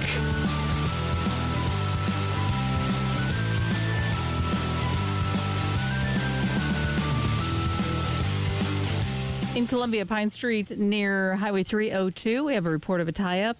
And Highway 262 at I-77, also a report of an accident. 72, that's where we're looking to be today. Probably not where JC is, but anyway. So 72 today for us. 73 tomorrow. Some morning storms will be blowing through and could be potentially heavy. And then that'll get on out of here. That'll leave us with 59 on Thursday, 67 on Friday. Right now, 37 on 107.5 The Game.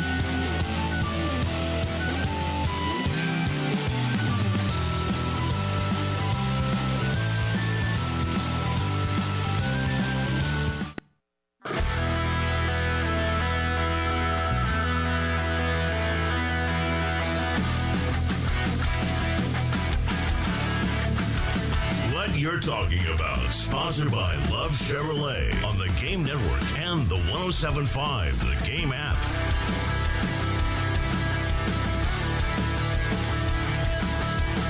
$7:34 on your Mardi Gras Wednesday. It's Tuesday. It's Tuesday.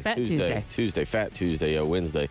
I'm ready for the week to roll along. I'm ready to see some of this women's SEC basketball tournament. I am interested to see South Carolina baseball bounce back, so I'm moving quickly through the week. But Mardi Gras Tuesday, J.C. Sherbert, have you attended a Mardi Gras? Is Mardi Gras on your list of things, or have we reached an age and we just leave it to the youngers? I have been in Mobile, Alabama, when Mardi Gras was going on. Never been in New Orleans to do it. Chicago, St. Patrick's Day is like a national holiday here. It's crazy, and Jen can attest to that. But no, I've never really gotten into Mardi Gras. A lot of my friends have gone down to the Big Easy for it, and certainly enjoyed themselves. But it's just never been something that this time of year I've gotten around to. During my career, I've always sort of been on the road.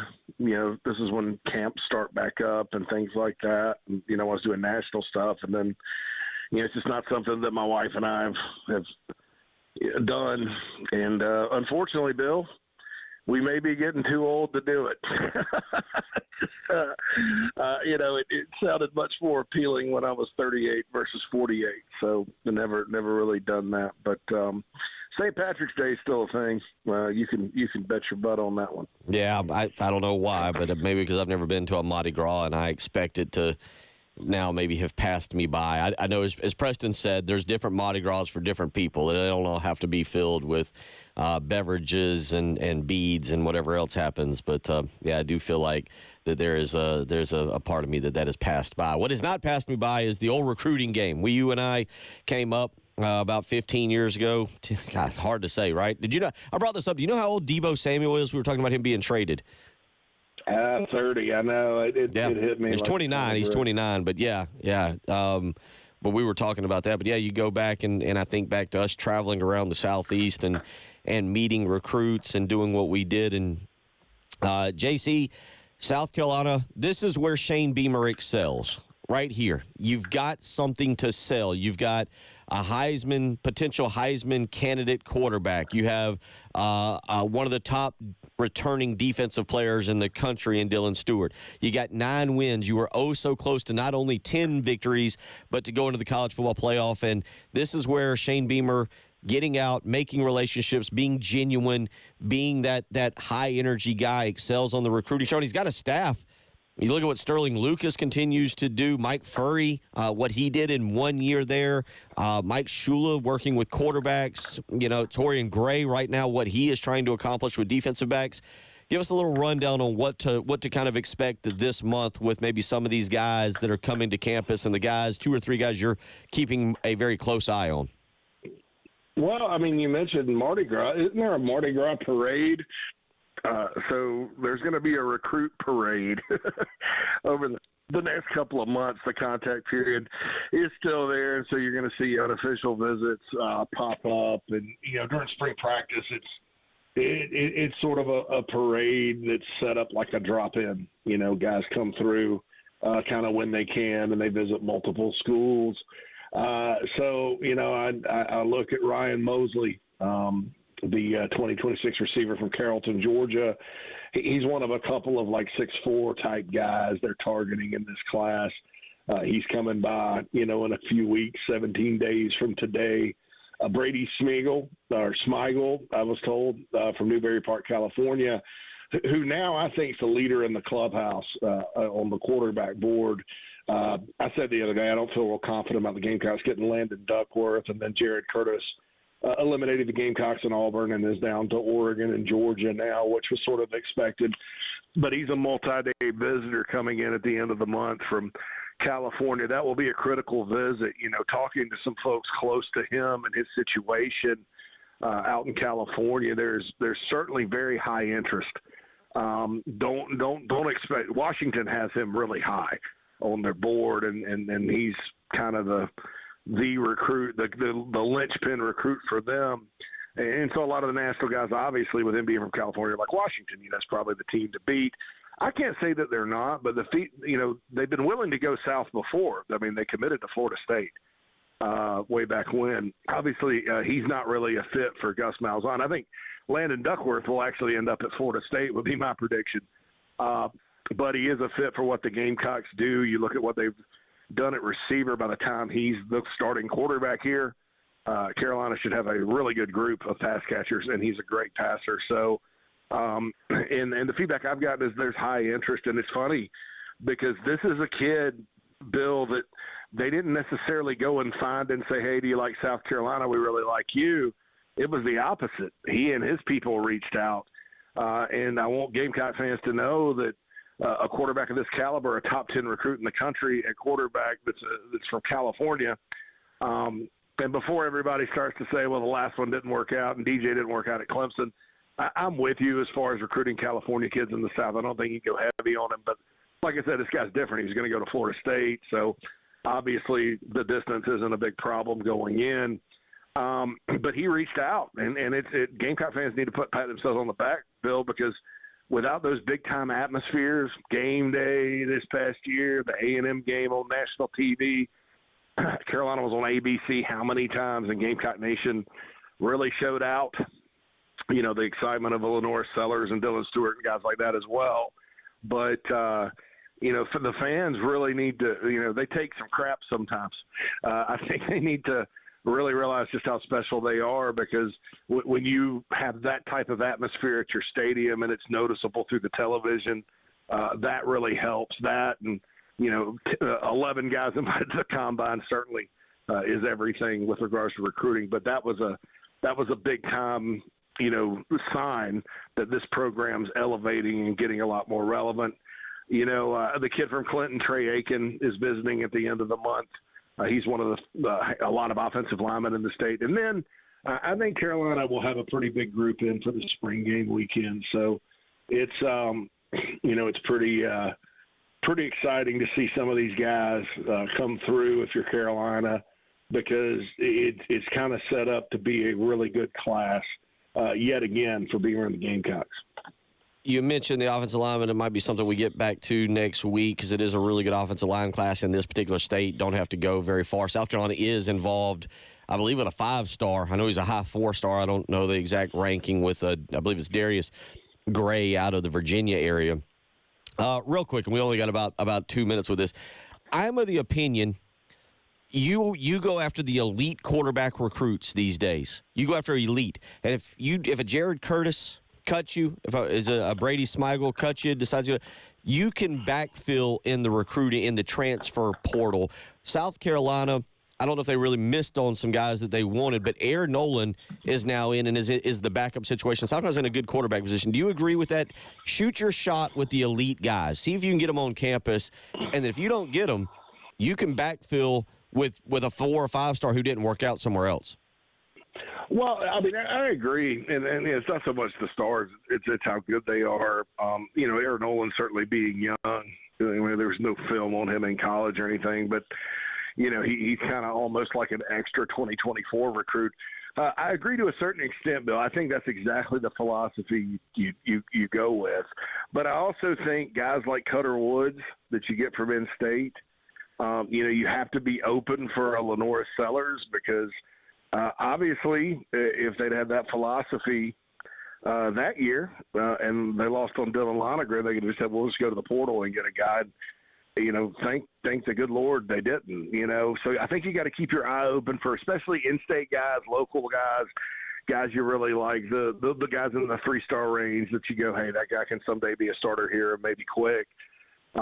Because then, you know, those types of players – they're not the Elite 11 types that, you know, have their fannies kissed by everybody in the country and all that. And so there's a better chance they're not just going to get frustrated and leaving, you know. And I'm not saying that's what happened with Aaron Nolan at Ohio State. Ohio State does it completely different because they can. And even, you know, like they did this year, they didn't.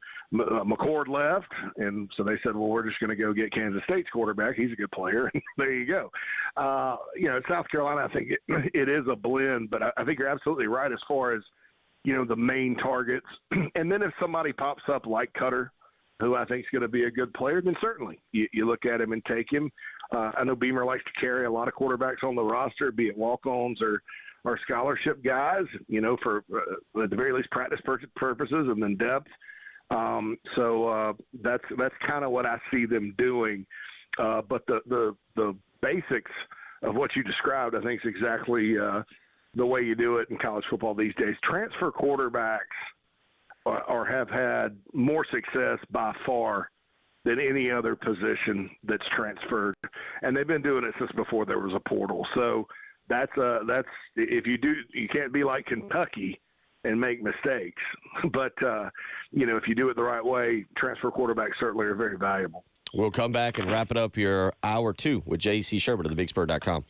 107.5 The Game in Columbia. 100.5 The Game in Florence. And 100.3 The Game in Myrtle Beach. The Game Network. Listen to Gamecocks baseball on The Game. And if a Gamecocks batter hits a grand slam, you could win cash. You could win cash. You could win cash. You could win cash in the Palmetto Citizens Federal Credit Union Grand Slam giveaway. Go to 1075thegame.com and register. Brought to you by Palmetto Citizens Federal Credit Union and The Game. This is Boomer Esiason with Sports Minute. According to the Wall Street Journal, there is now a better but less utilized way to treat athletes who suffer concussions. The new treatment consensus is to start mild to moderate aerobic activity as soon as possible. Now, this both boosts recovery and prevents athletes from becoming depressed. I'm Boomer Esiason.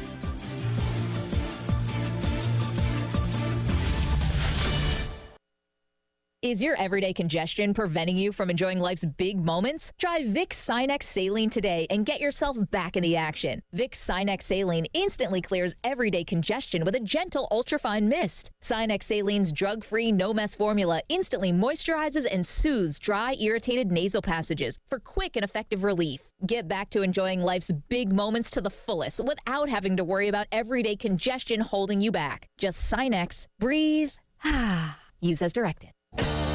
Still getting around to that fix on your car? You got this. On eBay, you'll find millions of parts guaranteed to fit.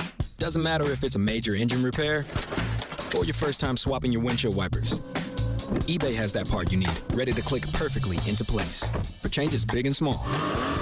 Loud or quiet, find all the parts you need at prices you'll love. Guaranteed to fit every time. But you already know that. eBay. Things, people, love.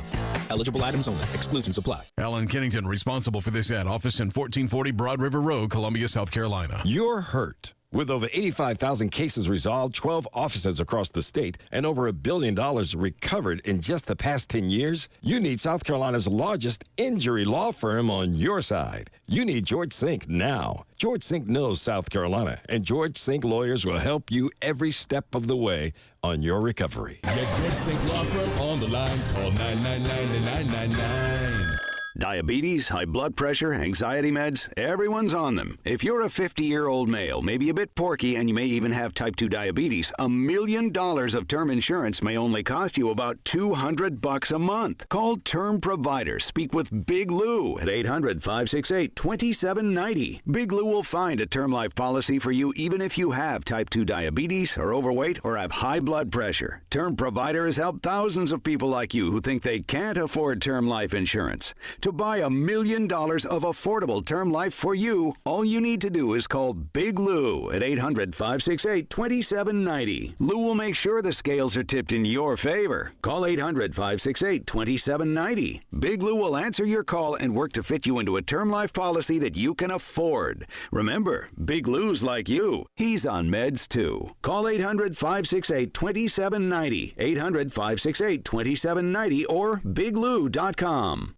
I know I got good taste, and when I'm in the mood to show it off, you already know I'm going to McDonald's. And with the Mix and Match deal, showing off has never tasted better. I can choose from the classics like the iconic Big Mac, juicy 10-piece chicken McNuggets, or my absolute favorite, the crispy Filet-O-Fish. Choose any two for just $6. What you waiting for? Head over to McDonald's and show off your good taste. Ba-da-ba-ba-ba. Prices and participation may vary. Cannot be combined with any other offer or combo meal. Single item at regular price.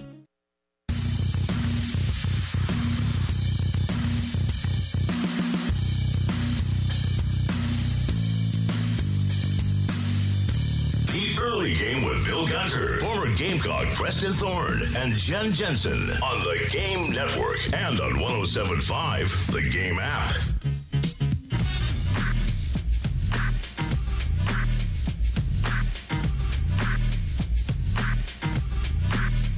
Wrapping up hour number 2 with J.C. Sherbert of thebigspur.com. Make sure you go and check out his... Am I calling it a podcast, JC? Coffee with JC? Is that fair to call it that? Or? Yeah. I call it a podcast. It's on the Inside the Gamecocks podcast stream where you get the show and the morning show. It's on Spotify and Apple in that format, and then it's on YouTube as well, but it's not live. So I would call that just more of a podcast than the others, which are live and podcast and all that. But yeah, I just got the YouTube's uploading right now, and it should be live as of about 15 minutes ago on Spotify and Apple. And I'm talking about a general state of Carolina football right now. A lot of people talk about program, team, job. Those are three different things. So I kind of break that down with where Shane Beamer and company are. It's football focused, very football focused. All right, there you go. So make sure you check that out as soon as possible. Let's wrap things up here. You talk about football focus. There's an article that Brad Crawford wrote. I believe it was yesterday. It might have been Sunday, but I did see it, and I even saw one of your comments regarding it. College football's top players that skipped the 2025 transfer portal window. 8 players who had attention from others but stayed put this offseason. I think that's an interesting sentence. 8 players who had attention from others. Is this tampering? It mentions Lenora Sellers in there. It mentions 2 unidentified SEC teams. What does attention from others mean to you when you say that?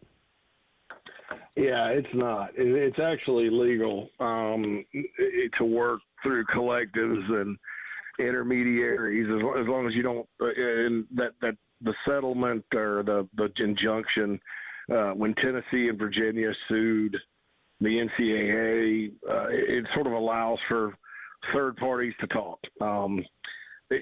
Number one, Lenore Sellers was never leaving, so things like this are very unfortunate because what it does is it paints a picture that his status for the team was up in the air and there was some bidding war that took place when he never was in the portal. I mean, it was just talk. I know enough to know that there was a group of boosters at Auburn that were talking very loudly behind the scenes that made it all the way back up here through a lot of good sources that I have at Alabama and at Auburn to where, people kept asking about it. And was it anything more than just hey, if something happens, this is what we could do kind of thing? And I'm sure there were other schools that were interested as well. But that happens. I mean, and until, again, there's some laws against it, it's going to happen, but it was never a situation where anything was in doubt. And I think, and I'm not coming down on Brad. Brad's got to write what he's got to write. He's a friend of mine, but I think it's unfortunate when that picture is painted, just like I thought it was unfortunate that some respected members of the TV media were talking about Dylan Stewart getting in the portal after watching the Kentucky game in week 2, as if like Carolina plays in the group of 5 or, in the FCS and all that good stuff. I think those types of media reactions, and I understand because you have to cover it again, are very sad, and all that, because that's almost a way of tampering without tampering, because it paints this false narrative of your program that, you're always going to have to fight an uphill battle to keep your players there. And that's not true at all at South Carolina. So anyway, yeah, that was the case. And, everybody's certainly glad that Lenore Sellers didn't go explore his options and all that, but it was never expected that he would. Is an intro. You're right.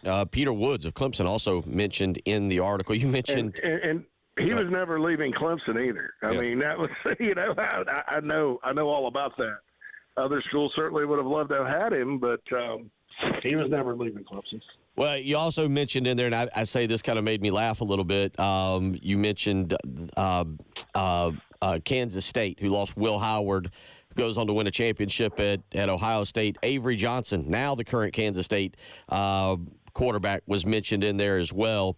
So a lot there, but a lot of good stuff. Anything to look for on thebigspur.com this week from you coming out and your thoughts on Gamecock Athletics besides the podcast? Well, we had a VIP room up last night, as you mentioned. That's always a lot of good stuff. Just kind of a lot of good basketball stuff as far as, the off season will get cranked up here pretty soon. It's a big one, as they try to kind of right the ship. as far as maybe some recruiting targets and things like that, you can join thebigspur.com for $1 right now. So we're running that special. So come on over and join us. And you get to be a part of our great community and interact with me and Whittle and everybody else on a daily basis there. But there'll be complete coverage of, as we get recruiting cranked back up, spring practice is right around the corner. And then, of course, basketball, baseball, and all that. So we're chugging right along.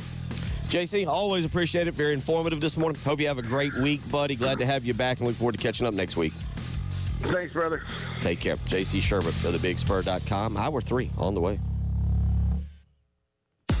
107.5 The Game, broadcasting live from the Herndon Chevy Studios. You can save up to $20,000 on new Silverados. Stop by or shop online today and see how Herndon Chevy makes you smile. Together, let's drive. Bill Gunner for Mid-State Roofing, where for nearly 30 years, Larry Leitner and the family have been the leader in the roofing and waterproofing industry. And see, it's that history, 30 years. Think about how long 30 years is. That history that is your assurance that their professionals will provide proper advice, service, and results to the needs of your facility, whether it's your business or whether it's home. You want someone who has experience and who has a history of doing things the right way. And that is exactly who and what Mid-State Roofing is and all about. So give them a phone call 24 hours a day, 7 days a week. They are ready to help you with a maintenance contract. 803-356-1919. Again, that is 803-356-1919. 24 hours a day, 7 days a week. An on-call technician or a Mid-State Roofing employee will answer your phone call. So you know what they say. If you've got a leak, let Mid-State Roofing take a peek. This report is sponsored by Carolina Conditions Home Services. Carolina Conditions Home Services specializes in generators, drains, and electric car chargers, making them your one-stop shop for all your comfort needs. Visit their website at carolinaconditions.com or call 803-233-7172 for expert service you can count on. Sponsored by Metz Plumbing. If you got a problem, it just won't quit. Just won't quit. And you need a plumber to make the trip. Metz Plumbing, MetzPlumbing.com. Life matters. In Idaho, there's an amazing set of tire tracks. These ruts in the road are as clear as any others made by tourists visiting the area. But the thing that makes this set of tracks memorable is that they are more than 150 years old. They were made by the Conestoga wagons, belonging to thousands of pioneers who traveled the Oregon Trail to settle the Great Pacific Northwest. Those tracks made me think a lot about the tracks we leave behind. My pastor used to talk about rather shallow folks whom he described as Alka-Seltzer people. They just drop in, make a little fizz, and then suddenly disappear. He also said that instead of curing headaches, they create them. But other folks are like the pioneers. The tracks they leave remain for future generations to follow. Jesus knew about these trailblazing people. He said, "The person who does the will of God will abide forever." This is Pastor Stephen Chitty. Remember, life matters, and so do you.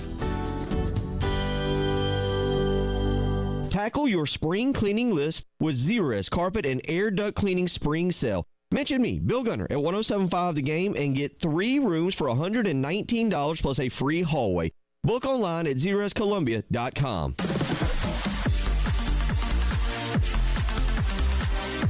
Hate paying for streaming? Well, the 107.5 The Game app is free. Yes, free. Just download the 107.5 The Game app. And now, WIS-TV traffic sponsored by Wetzel's Automotive on the Game Network. And things have picked up there for sure out on the highways. Highway 378 just east of Fort Jackson Boulevard near the VA. A report of an accident there. Also, Reimer Pond Road at Longtown. Pine Street near 302. Kelly Mill Road at EJW Road, an accident there. I-20 eastbound just after exit 58. That would be Highway 1, an accident as well. Downtown Columbia, Confederate at Bull Street. So do be careful out there this morning. 72, that's what we're going to be expecting to have today for a high. 73 tomorrow with those morning storms could be somewhat heavy. And then 59 on Thursday, 67 come Friday. But we're starting the day off a little bit cooler. It is warming up a little bit, though. It's 41.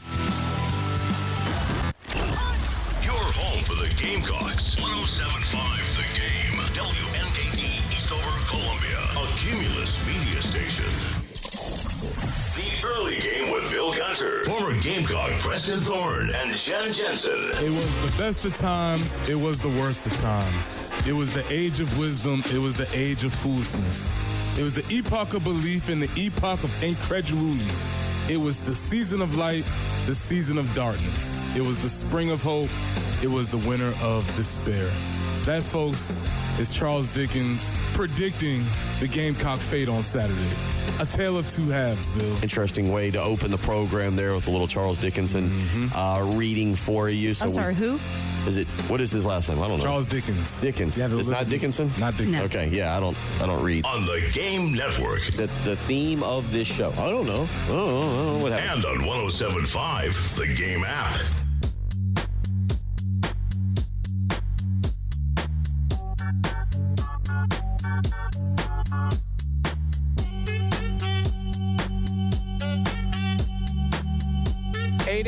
On your Mardi Gras Tuesday as we get you up and get you going here as we had Preston Thorne in for the first hour. Reminder, Preston out doing incredible work out there for Read Across America Week. Got going on Sunday with Dr. Seuss's birthday, and this week you got a bunch of mostly elementary schools, but a lot of schools out there having different little days. I think today is Jersey Day over in Lexington. I believe you got some stuff like that going on. So I've seen on social media, some people have their kids dressing up in different things, but Read Across America Week, really cool. In fact, the entire month of March dedicated to reading. The National Education Association aiming to encourage reading and educate people about its benefits, especially among children and young adults. So Preston out there yesterday, I think he said he was in Spartanburg yesterday. Today he's here in Columbia. Tomorrow he will not be with us. He'll be in Aner tomorrow, but he is traveling throughout the week as part of the incredible job he and Langston Moore do to promote reading amongst our youth. So that is really, really cool, and that's why we're always glad that Preston is a part of our program for what he does and how he gets out there. And he's an author. He's an author, so really cool for that. But, of course, he is. That's why you don't hear him quite as much this week. He is out there for Read Across America Week. Again, that got going on Sunday, and we'll wrap up on Thursday. But really cool, really cool. And, again, glad to have Preston being a part of that and out there with he and Langston for that. So that's why you don't hear him quite as much as if you're tuning in the later hours here each and every day this week. Also, we do have Mardi Gras. We discussed that a little bit earlier with Preston, because he's been in New Orleans and spent some time there. I think it's a little more near and dear to his heart than I've ever been, and so I tend to forget, not even know what day it is. But if you've got your king cakes out there, or if you've got some kind of celebration, or you're going to your office with your beads or whatever, I have surprisingly have very limited knowledge of Mardi Gras and all the things that are involved with it. Apparently, the best I had, Jen, how about this? I knocked this out of the park in hour number one. I said my best knowledge of Mardi Gras came from a James Bond movie. Mac on our live stream. You can always go to our live stream and interact with Mac and Craig and York and Sterling and Troy. Mac said Live and Let Die is the Bond movie based in New Orleans. Oh, okay. Sometimes I say stuff and it could be right and it could be wrong. And I thought I remembered a James Bond movie from around that kind of area and that Mardi Gras kind of time, and nailed it on the head with Live and Let Die, the Bond movie based in New Orleans. So very proud of myself for that this morning. Yeah, the fact that you were able to make a proper reference, an accurate reference, not too bad. We do have on the podcast page, it's like about 4 or 5 minutes, Preston talking about Mardi Gras on Fat Tuesday and his experience with it, if anybody wants to revisit that. There you go. You can go to our podcast page, go to 1075thegame.com. Remember, there's so many ways for you, if you miss anything, for you to consume us. You can always tune into our live stream, powered by Integrated Media, sponsored by Shepherd's Glass, where you can go to YouTube and watch us on the Game TV radio. You can always download our app, 107.5 The Game app from iTunes or Google Play, and listen anywhere you go across this great state and check us out. Or as Jen just said, you can go to our website, 1075thegame.com, and any segments you missed, Jen generally has up there for you to go back and listen while you're on the treadmill or riding in the car or whatever you're doing. 803-404-6100. We got a busy day of sports here. It'll get started at 5:30 this afternoon right here, 107.5 The Game. South Carolina basketball back to the court to take on Georgia. Senior night, final game for several players. We don't have a full answer on two particular guys. Miles Stute is going to apply for another year because of the blood clot in his leg and what that has cost him. I don't know. I don't have an answer for what the NCAA may rule on him, but I do know that he is going to most likely apply. I guess I shouldn't say that with such certainty, with 100% certainty, but I would bet that he is going to go and apply for that extra year of eligibility. So may not be the final night for him. He's not playing, of course. He's still out with the blood clot. Nick Pringle has got wiggle room for one more year of eligibility based on this junior college ruling, but he would have to do the same. He may just be ready to head off and go over to Europe, to be quite frank. Maybe he could catch on in the G League here. I think he does have some. Remember, when I say professional, there's a lot of professional leagues. The NBA is not the only one, but he does have maybe some professional prospects that maybe he's just ready to move on from college and go out into the world and start playing basketball. Those two guys, Benjamin Bosman-Verdonk. And I'll say this, I hope tonight, Benjamin Bosman-Verdonk, I've taken a couple cheap shots. He's a full foot, probably a full foot and a half taller than I am. He is incredibly, incredibly smarter. He has been a phenomenal representative for the University of South Carolina. He was brought in Lamont Paris's first year and had to play some significant minutes last year. They were able to move him to a little bit of a different role. This year he's had to come in. But if you watch him on the bench, if you watch the energy, he's always playing with a smile. He's always cheering for his teammates. We talk about those teammates, those players that come to our university. And, maybe they aren't hitting all the game-winning shots, throwing the game-winning touchdowns, getting the strikeout in the ninth inning, whatever, but they represent the university. They represent the team in the right way. And Benjamin Bosman-Verdonk is going to go on to do absolutely phenomenal things. If you never knew, he is in law school here.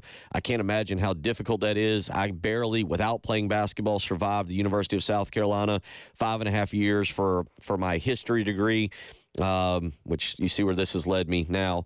But Benjamin Bosman-Verdonk is a great representative of the university, and I hope he gets proper acknowledgement and recognition tonight. Again, the pregame will start at about 5:30. We'll have it right here on 107.5 The Game. Tip-off will be 6 o'clock. I get it, 12-17. No, it hadn't been a good year. There's no sugarcoating it. It's not even been a transition year. It's been a bad year. But South Carolina, hopefully tonight, can go out with a victory. And Lamont Paris on Saturday, after they thumped Arkansas, talked about the resiliency of his team. Here's what he had to say. All right. Thought it was was really happy for the guys. We had a lot going on. It was Legends weekend this weekend, so we spent some time with those guys last night. Had a good group here that was excited about watching us play. But just really happy for the guys to play well and really to have 2 consecutive games in this building that we've played really well in a way that we were able to reap the rewards of it. So excited about that. Excited that we still have another home game left. And hopefully we can build some momentum going into the conference tournament. This has been a very resilient group. People always talk about that, like in small windows. There'll be a team that loses 2 games and then they come back and they say, well, what do you learn about your team? Oh, these guys are resilient. After a 2-game stretch of losses and then you win, maybe. I'm not saying no to that, but you want to see some real resilience. This is like these guys have come out with tremendous energy. Like you could see, you don't accidentally defensively have a performance like that, right? That it takes energy, it takes commitment, it takes tremendous effort. And so that's what these guys are doing right now on March 1st. They're playing really hard. They're competing at a high level. And so it was really fun to have them play well against again, I know they're down a couple of guys, but they have a lot of talent. They're a talented team without any question. So I was really excited for our guys. So really cool right there for really good to hear from Lamont Paris. Again, that game the pregame will start at 5:30. Tip-off is set for 6 o'clock. So if you're thinking about going, I know tickets are exceptionally cheap right now. If you're thinking about going, get there early. Support the seniors, the people, the guys, the players, including Bosman and Verdonk, all of them that have tried to weather the storm. I will say, according to ESPN Bet, South Carolina, as I look at it right now, is a 1.5-point favorite. The over-under set at 137.5, but the Gamecocks a 1.5-point favorite. And again, we'll have that coverage for you right here tonight on 107.5 The Game, with pregame beginning at 5:30, tip-off set for 6 o'clock. Also tonight, we have some baseball, Gamecocks and Davidson. Time to get back into rhythm for the Gamecock baseball team. Shake off what was a bad weekend. There's no way to sugarcoat that. It was a bad weekend. They lost. They got swept. And the scores maybe not quite as indicative of how close most of the games were through the first 7 or 8 innings. But the Gamecocks now have got to get themselves back up and on their feet. They get Davidson tonight, a trip down to the Citadel tomorrow night. We will have the coverage for you for the baseball game tonight, beginning at 6:15 with the pregame, 6:30 first pitch. Now, you'll be able to hear the baseball game on 98.5 WOMG here in Columbia. Again, the baseball game tonight, 98.5 WOMG. So if you're looking for basketball, if you're driving home from work, 6 o'clock, 107.5 The Game here in Columbia, 100.3 The Game in Myrtle Beach. If you're looking for baseball, 98.5 WOMG tonight. And again, first pitch for that set for 6:30. We'll let you hear a little bit more from Paul Maneri as we go through the final hour here of the Tuesday morning program. But up next, we'll get into a little bit more football discussion. 9 conference games. 9 conference games. We'll let you hear a little bit from Greg Sankey, who talked with Paul Feinbaum about his thoughts around a 9-game schedule. And we'll revisit some comments from Shane Beamer last week, who joined Jay and Elijah on the postgame. He gave his thoughts on a 9-game conference schedule. We'll let you hear from both of those and discuss that when we return. It is the early game. 107.5 The Game in Columbia. 100.5 The Game in Florence. And 100.3 The Game in Myrtle Beach. The Game Network. Listen to Gamecocks baseball on The Game. And if a Gamecocks batter hits a grand slam, you could win cash. You could win cash. You could win cash. You could win cash in the Palmetto Citizens Federal Credit Union Grand Slam giveaway. Go to 1075thegame.com and register. Brought to you by Palmetto Citizens Federal Credit Union and The Game. 107.5 The Game, broadcasting live from the Herndon Chevy Studios. You can save up to $20,000 on new Silverados. Stop by or shop online today and see how Herndon Chevy makes you smile. Together, let's drive. It's Jen for CHW Cabinetry in Lexington. Demolition, oh my gosh, was not fun when we had that flood and had to have the kitchen totally gutted. But what made it better was the fact that we were introduced to CHW Cabinetry in Lexington. They help us figure out the configuration of the cabinet, replacing the cabinets, and all of the accessories. And then we got that photorealistic rendering that was the picture of the finished kitchen before the kitchen was finished. I brag on it because it made such a difference in pulling everything else together. But kitchens, yes, they do that, but they also can help you with cabinetry in a closet, maybe in a bathroom. We've had them actually replace a couple cabinets in some bathrooms recently. Great experiences, as always. If you have a closet, want to get rid of those wire hanging racks, they can help you with that too. CHWCabinetry.com, the place to go, or call them at 803-520-6837. be sure to tell them Jen Jensen sent you. CHW Cabinetry in Lexington. Passion from inspiration to installation. Currently car shopping? State Credit Union now has auto loan rates as low as 4.25% APR. Plus, you'll have no car payment for up to 90 days. Visit one of State Credit Union's 19 full-service branches or their website, scscu.com. That's scscu.com, and apply online for your new car loan today. That's scscu.com. Terms and conditions apply. Equal housing lender. Federally insured by the NCUA. Hi, everybody. This is Woody Wyndham here to talk about Pioneer Tree Service, Guy Gant's company. Guy Gant's not with us anymore, but his girls are the Gant girls. You know, Chelsea and Madison. You know some of the things they do at Pioneer Tree Service? Tree and shrub removal, tree pruning and thinning, tree planting, tree bracing, raising tree canopies, stump grinding removal, storm damage services, property cleaning and grading, demolition and rock removal, right-of-way maintenance. You got to get in touch with these people. 803-794-8253. Let me give you that again. 803-794-8253. Call right now and get a free estimate. For the most challenging jobs, Pioneer Tree Service. So you're going to want to call somebody you can trust, and that is the Gant girls at Pioneer Tree Service. 803-794-8253. Or find us online at pioneertreesc.com. Call Pioneer Tree Service for a free quote.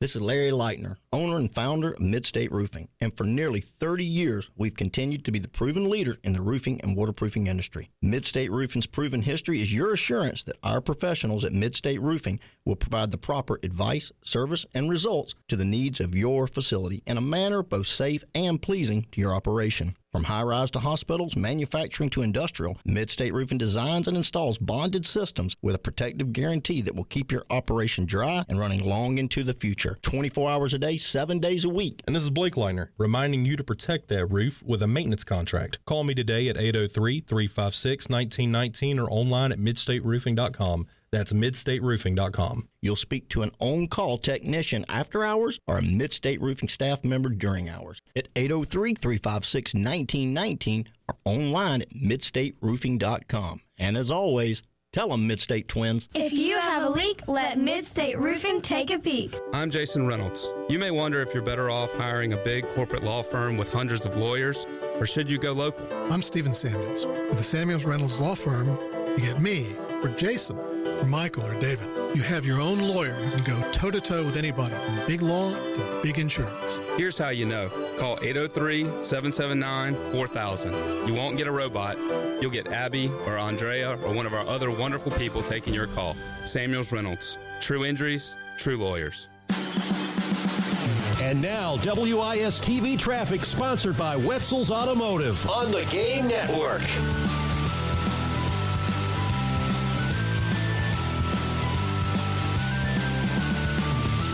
Things have gotten busy out there this morning. Do please be careful and allow extra time for some slowdowns you might encounter, including Highway 378 east of Fort Jackson Boulevard, Reimer Pond Road at Longtown, Rawl Road at Barr, also I-77 northbound at Leesburg Road, Kelly Mill Road at EJW Road, I-20 eastbound just after Highway 1, that would be exit 58, 262 at Veterans Highway, Confederate Avenue at Bull Street in downtown Columbia, and Bluff Road at Idlewild Boulevard. Going to be nice today. Looking for a high of 72, 73 with those morning storms, some potentially heavy in the morning. Then we get into Thursday, 59 with sun. 41 right now.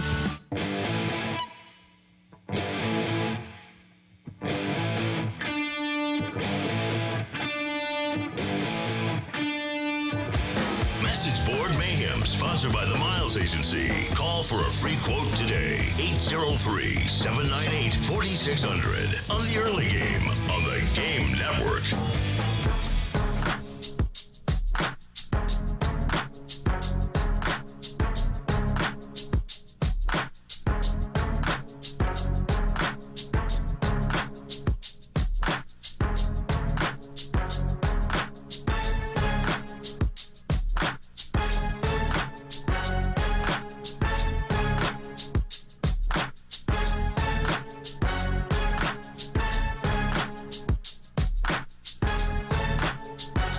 7:19 on a Tuesday morning where we get you up and get you going here, get you ready for the office or for whatever you're doing today. It's supposed to be nice out there. Maybe you got a little bit of spring golf in your blood and you feel like getting out and doing that. We are officially hitting a fun portion of the golf season. Before you know it, the Masters will be here. The Heritage will be here.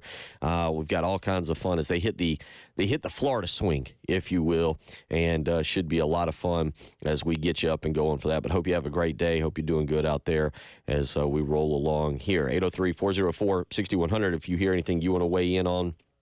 So we know the schedule for football for this year. 8 games. We know the opponents. We know the schedule. We don't know anything past this.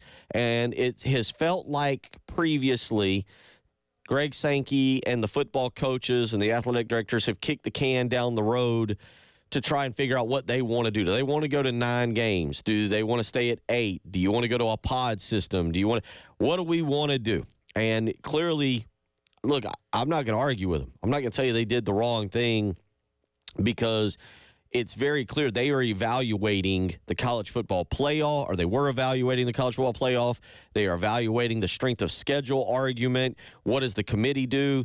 Here at South Carolina, we can debate that strength of schedule argument about as well as anybody else out there. When you look up and you see Indiana and you see Penn State, you see SMU getting into the college football playoff, we got it. But that leads to the bigger picture of the SEC as a whole. All right, what exactly are we going to do here? Do we go to the 9-game conference schedule? Well, that would eliminate one of those non-conference games. Well, what happens to the teams like South Carolina and Florida and Georgia and Kentucky who have built-in non-conference rivals? That locks up 10 games of their schedule. Obviously, that conversation expands out into what do you do with the other 2 games? Well, now we've heard about the SEC and the Big Ten maybe reaching a scheduling agreement that would then lock up 11 of your 12 games. Oh, well, for South Carolina, 11 of your 12 games. So there's a lot going on here. But yesterday, Greg Sankey, and I apologize, Jen, this is going to be from today's sheet.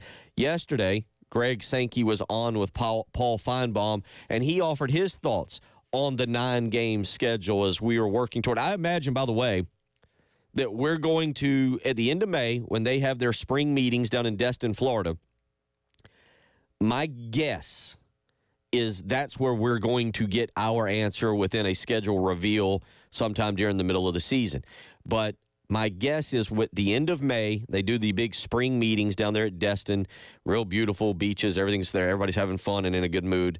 We will get the answer to this 9-game conference schedule. But here's Greg Sankey yesterday with Paul Feinbaum giving his thoughts on the 9-game schedule. Well, the decision of our schedule relates to the 26th season. So we've resolved 25. That's an 8-game schedule. I've said repeatedly we wanted to actually go through a year as a 16-team, 8-game kind of single division, if you will, or single format for our scheduling and the expansion of the college football playoff. So this was the first opportunity for our head coaches, our athletics directors to gather in a room and just look back and talk about what happened. Now, that took place the week before a college football playoff management committee meeting where I learned a lot. And you've seen some changes in some non-conference scheduling decisions that have taken place that happened after our New Orleans meeting. So when you look at our path forward, you know, we look at the next few months as being really important to gather information, to talk about either opportunities or obstacles that may be in the way. To the extent we can answer that, like what's the priority of bowl qualification in the future? That's still an important issue. Trying to understand how the selection committee for the CFP made decisions is really important. And one of the issues in the room for our athletics directors is what seemed to matter most is the number to the right, the number of losses. And how do we understand what that means for our schedule moving forward? I'm one who said, I really think we ought to be trying to move towards a 9-game conference schedule. I think that can be positive for a lot of reasons. You watch the interest around conference games, but not if that causes us to lose opportunities. And I can make some associations around that, and that's part of our thinking for our own schedule. That doesn't necessarily guide CFP decision making, but I do think it's important to understand how selection decisions are made, and we only have 1 year of that experience as we go to make another decision about our schedule for. So he said a lot of the things that I kind of referenced in terms with they're watching, they're learning what the CFP did, they're learning. I think the bowl eligibility thing is really interesting. I didn't think about it from that standpoint with how Greg Sankey broke it down. But that's the commissioner, and you heard him. In there, he says he prefers, at least, or he's saying he prefers, or he did prefer to go to the 9-game conference schedule. And you heard him. He said fans get more involved in that 9th game, those conference games. Now, this is a larger discussion of what kind of games do you prefer. Look, I personally am excited about the Virginia Tech game in Atlanta on August 31st on Sunday. I'm really excited, if I can live that long, to 2036 when South Carolina, I think, goes to Blacksburg. If they keep that game on the schedule. I'm trying to think. That would be 11 years from now. I'm 42 now. All right, you get the point. 54, somewhere in that ballpark. But I like these non-conference. I personally, Bill Gunner, likes these non-conference big-time home games. I like seeing when these teams go to each other's venue, and I really, really, really would hate to see that go away from college football. But it may. However, Shane Beamer, now we heard from Greg Sankey, the commissioner. Now, this is last Wednesday. This is Shane Beamer on with Jay and Elijah talking about the conversation about a 9th game schedule. And he had a 9-game conference schedule, and he breaks down a lot of what a coach's perspective is and compare and contrast that with what we heard from a commissioner who doesn't have to worry about wins and losses. His paycheck is not defined by getting to a bowl or getting to a college football playoff. Here's a coach's perspective on a 9th conference game being added to the schedule. I thought that was a discussion that we had in New Orleans that probably got more, what's the word I'm looking for, more people injecting their opinion into that, ADs and coaches, and maybe any other topic that we talked about. I think there's a lot of people in that room that have strong opinions in regards to the scheduling, and there's certainly a lot of questions. What does the future of the college football playoff look like? Does it stay at 12 teams? Does it go to 16 teams? What does the SEC championship game look like? And there were a lot of things that were brought up and discussed, and as coaches, I think we understand why there's a push for a 9th conference game. I think some athletic directors certainly, were on board with that, and frankly, some weren't on board with going to a 9th game. And I think you could say the same thing for coaches. So it was a healthy discussion. There's no question about it. But again, like I told you, and I think everybody would feel the same way, if we're playing 9 conference games plus Clemson, plus another, I know we have Miami on the schedule next year. We have Virginia Tech this upcoming season.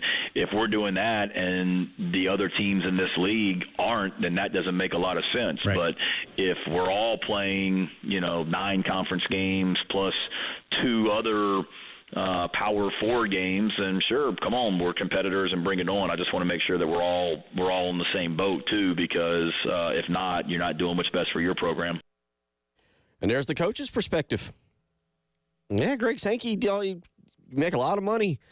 You don't have to worry about wins and losses and fan bases calling into radio shows or message boards after a loss and calling for your job. You got to worry about when your officials cost their school a job, but not on a weekly basis with wins and losses. And I think what Shane said there, what Shane Beamer and what Jeremiah Donati are probably looking at is, all right, what is everybody else going to do in reference to this?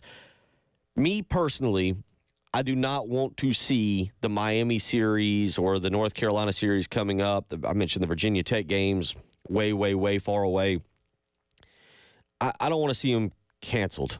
Now, let's again be clear, my paycheck is not tied to wins and losses over there at Williams-Brice Stadium. I like watching good football. I like seeing I will enjoy seeing the Miami fan base come to Williams-Brice Stadium. I will enjoy seeing North Carolina's fan base come back. It just the pageantry and the fun, and there's something about college football that I just thoroughly enjoy when that's what we are getting.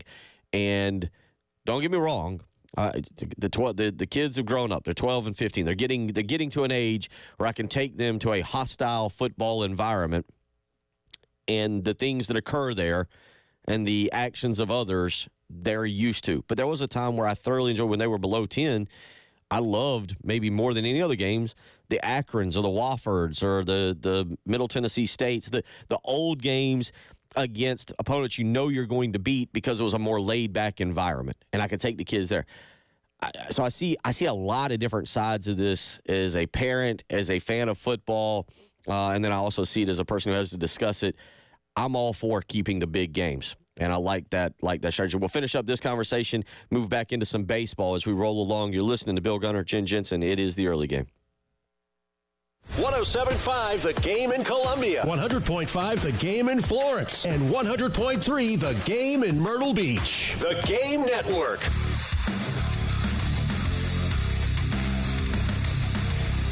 Everybody loves streaming till you have to pay for it. Just download the 107.5 The Game app and stream us for free. Bill Gunner for the mortgage guru, Jacob Crowder and First Palmetto Bank. We are here into March, and now you probably are starting to pay attention to some of the interest rates that are out there, and you're starting to think ahead to what you want to do with your home this year. Are there any options available that make sense to you?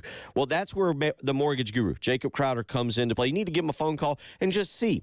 You have no idea what you can get, what interest rates, what down payments, what loan amount you can get until you call Jacob Crowder. He's the mortgage guru for a reason. He helped me about 5 years ago, put me in a great condo in Lake Murray. He helped me get the right interest rate, the right payment plan that fit my budget, and he can do the exact same thing for you. Give him a phone call today and discuss what is possible. 803-719-1005. Again, that is 803-719-1005. I'm telling you what, he's the mortgage guru for a reason. Call today, speak with Jacob Crowder, and find that right interest rate and plan for you. Tell him Bill Gunner sent you. Half. Robert Half research indicates 9 out of 10 hiring managers are having difficulty hiring. Robert Half is here to help. Their recruiting professionals use proprietary AI to connect businesses with highly skilled talent. At Robert Half, they know talent. Visit roberthalf.com today. Tackle your spring cleaning list with Zerust Carpet and Air Duct Cleaning Spring Sale. Mention me, Bill Gunner, at 107.5 The Game and get 3 rooms for $119 plus a free hallway.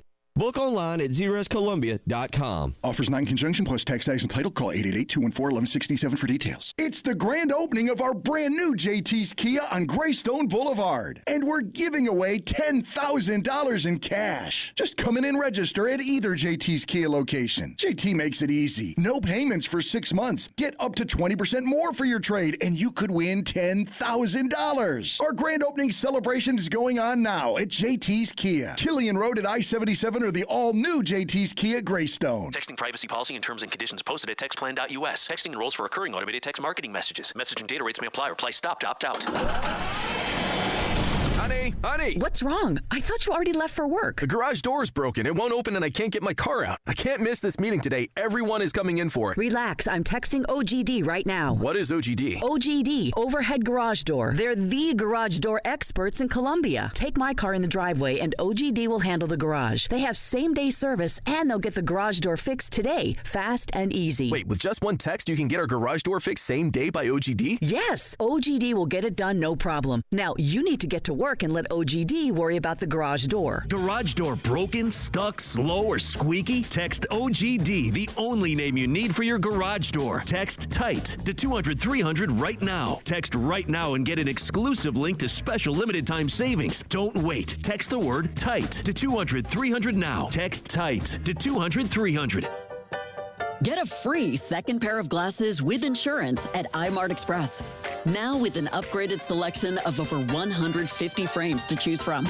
Pick one for when you're busy doing nothing, and one for when you're up for anything. Plus, with free same-day speed, go from booking an eye exam to walking out with new glasses in a blink. So you can take your vision benefits further, faster. iMart Express. Get glasses, go see.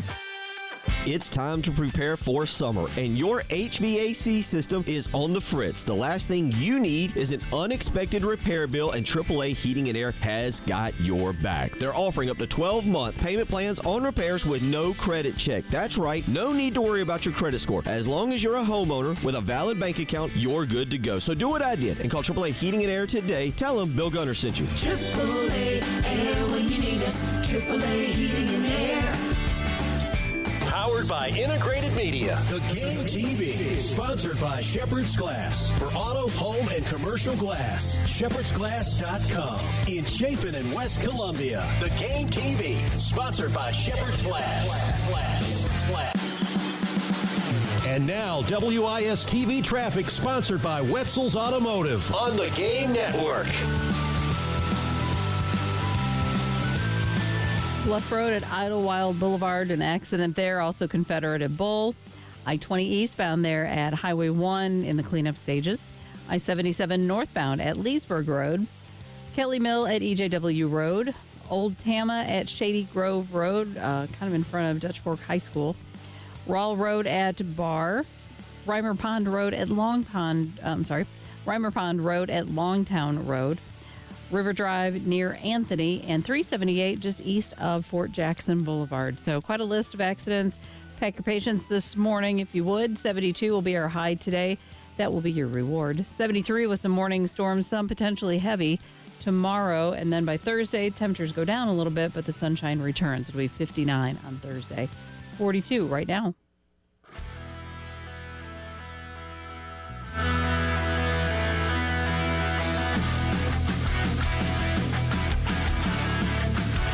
What You're Talking About, sponsored by Love Chevrolet on the Game Network and the 107.5 The Game app. 8:35. I want to remind you, go to our website, 1075thegame.com, and sign up for the Palmetto Citizens Federal Credit Union Grand Slam giveaway. We got some baseball tonight, 6:15 pregame, 6:30 first pitch over on 98.5 WOMG against Davidson. And if you are signed up for the Palmetto Citizens Federal Credit Union Grand Slam giveaway, you could win $125. All you got to do is go to 1075thegame.com to register, and then cross your fingers and toes and whatever else. And if a Gamecock batter hits a grand slam, we'll draw a winner, and you could win the cash. Meredith Kelly won about $150, about a week ago, I believe. So pot already back up to $125. All you got to do is go to 1075thegame.com to register for the Palmetto Citizens Federal Credit Union Grand Slam giveaway. So get over there this afternoon, sign up. All you got to do is go to the web, 1075thegame.com, to get registered. Coming up at the end of this segment, here's a tease that's going to keep you around. Coming up at the end of the segment, we're going to give away some tickets for Friday night against Morehead State for South Carolina baseball. So we'll do that coming up here in just a minute. But tonight, a chance to kind of get back in the groove. Look, we went into last weekend with, I don't know what kind of expectations we had. I really don't. I think a lot of you felt South Carolina would win the series. We were very interested to see what exactly they would look like, who would step up, how things would play out in Paul Maneri's first big series of the year, and it didn't go well. South Carolina played okay. They didn't play bad. They weren't awful. They didn't play good. They were okay, and they weren't good enough to beat what is now a top 15 team in Clemson. But tonight, you get Davidson. And it's the first game of a two-game set this week, with tomorrow night being down at the Citadel at Joe Riley Park. That'll be, by the way, 7 o'clock tomorrow night. But both games will be called by Cade Crenshaw and, of course, Coach Stuart Lake, set for the call on that. Tonight, it'll be Ryder Garino going for the Gamecocks, the freshman right-hander. He'll be 1-0. He's 1-0. Has a 0.0 ERA, 6 innings pitched, 9 strikeouts, and 1 walk.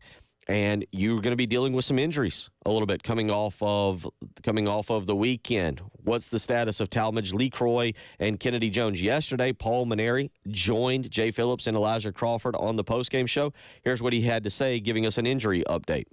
Yeah, it's been really something we've been with Talmadge. It's something we've been dealing with all year. He believe it or not, the first game of the season, he took a ball off his hand to pitch in the dirt, hit him in his throwing hand, and we didn't know it at the time, but it fractured his thumb on his right hand, and unfortunately, he's been in a lot of pain throughout the season. He's played right through it because he's so tough. He's just an unbelievable warrior. But what happened when Kennedy threw out the runner in the middle game at home plate, and he made the tag on the runner at home plate. Somehow his hand got hit pretty hard, and it just swelled up and was very painful for him that day. I didn't really know that it was hurting him because he didn't tell me it was hurting him, but he was unable to play yesterday. And then what happened was Kennedy on the first night, when Talmadge hit the double that scored a couple runs, including Kennedy sliding headfirst in the home plate, Kennedy banged up his left shoulder. He's had some problems with that shoulder in the past, and so I think it flared up, and he wasn't able to swing yesterday. And then also the other guy I didn't even mention was Dalton Mayshore. He's back on the disabled list too. He's having a problem with one of his legs, and I guess when it rains it pours, but he won't be available for a few days. We'll have to kind of see how that thing works out. But these are the trials and tribulations that a team goes through every year. Our team is no different than most teams around the country, so we're just going to have to grit our teeth and fight through it and get back on the winning ways tomorrow night, hopefully against Davidson, and the next man up type of attitude has to prevail. South Carolina's had that mentality before, so it's time to bring that back of next man up. And, one of the things, I don't know what a lot of you will take away or look to tonight against Davidson. I don't know what you'll take away from the Citadel. I'm not even sure what you'll really take away from Morehead State this weekend. I feel like, and I said this, Preston, I said this earlier, the best thing that happens is we don't talk Gamecock baseball a whole lot until about next Wednesday or Thursday leading up to the Oklahoma series, because with these games that they're about to play, they're important to the team. I know for the fans going to watch them, they're important, but you don't want to have a discussion about them because it feels like if we have a discussion, if we're talking extensively about South Carolina baseball against Davidson tomorrow, it's probably not a good thing. It probably means South Carolina didn't win the ball game. Or they hit a grand slam and we're all celebrating and somebody's winning $125 as part of our Palmetto Citizens Federal Credit Union Grand Slam giveaway. But I don't know what we're discussing right now, because South Carolina should win these midweek games. They should beat Davidson. They should beat Citadel. They should beat Morehead State. They should have themselves prepped and ready for Oklahoma when the competition really rolls back into Founders Park coming up in 2 weeks. But one of the things that we will discuss tomorrow, good or bad, is what South Carolina does at the plate. Do they take a step forward? This is Paul Maneri yesterday talking about this past weekend and why they struggled against the Clemson pitching.